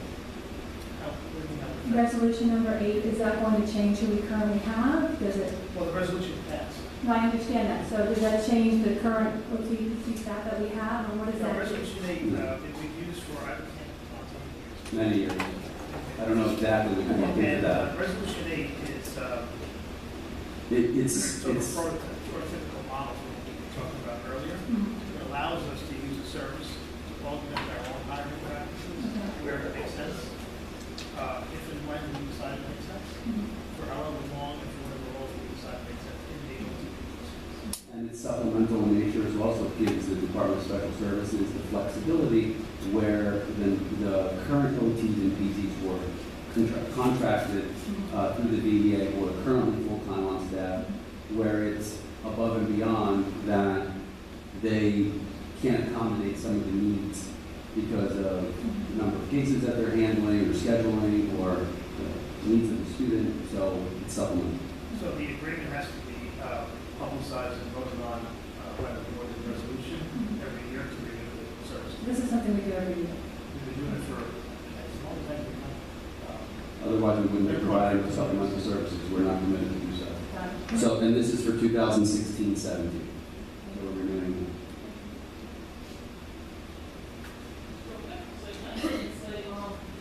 Mr. Jennings, I think you hit the nail on the head a couple of minutes ago when you said part of the concerns tonight was that the board and the administration had been discussing plans. The board and the administration had been racking their brains. The board had contacted other districts, and nowhere did you mention that the staff had been included in some of these conversations. I think a lot of us would have been, we would have been better off if the staff had been included. You and I meet every other month at council, and it probably would have been a wonderful outlet if we had some explanation of what outsourcing meant, some explanations of what the RSPs meant, and I think there was a huge communication breakdown, and I hope you can appreciate the way we felt that this was the first response after requesting recognition as a unit.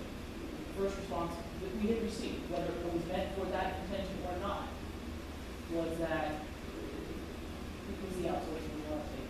So if there had been some explanation that it prompted from myself and for the idiots, I can't speak for anybody else except for myself, I probably would have understood better. Thank you. No, it's okay. Thank you. I will also say this, my door is always open. So in hindsight, we could always do things better, right? In anything that we do. I think that goes both ways. So I should hold you Friday and you should hold me Thursday night. And Friday also. my door is always open. We're open to the dialogue. Last year, we met with the aides. I got feedback from the aides, multiple groups. Mr. Moriello has had conversations with the aides.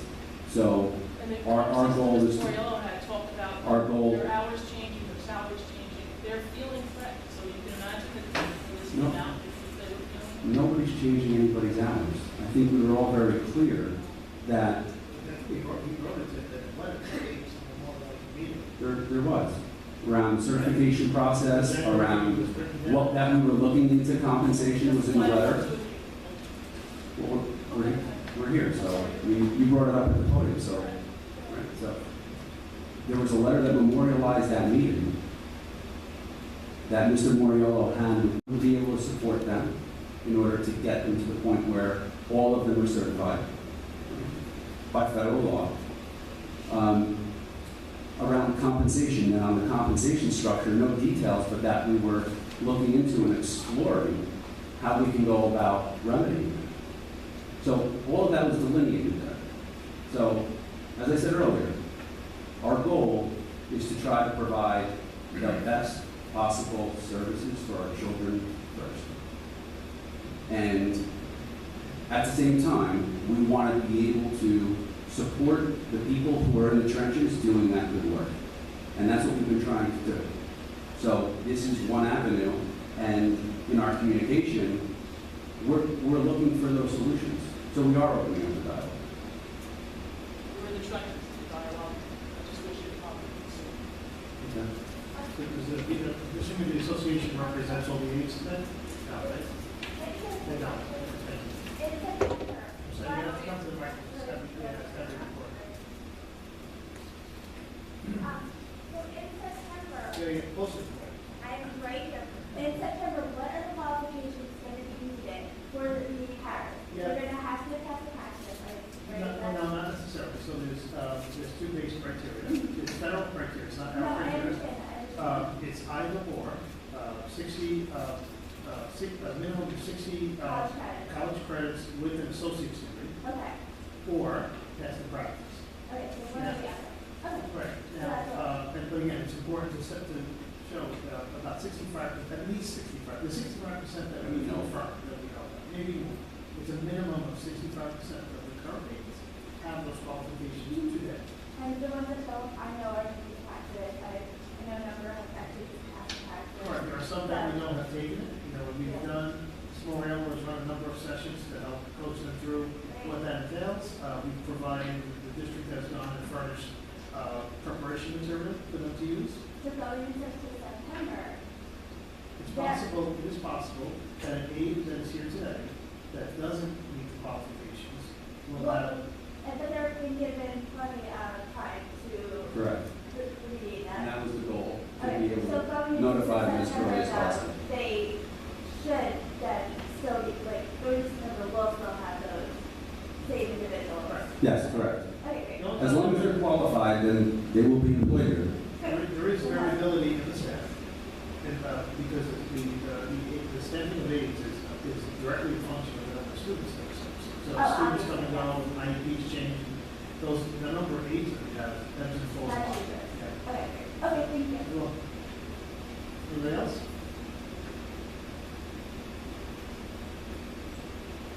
Okay, all right, we'll close tonight's meeting. Our next meeting is on Tuesday, May 31st, confidential session at 7.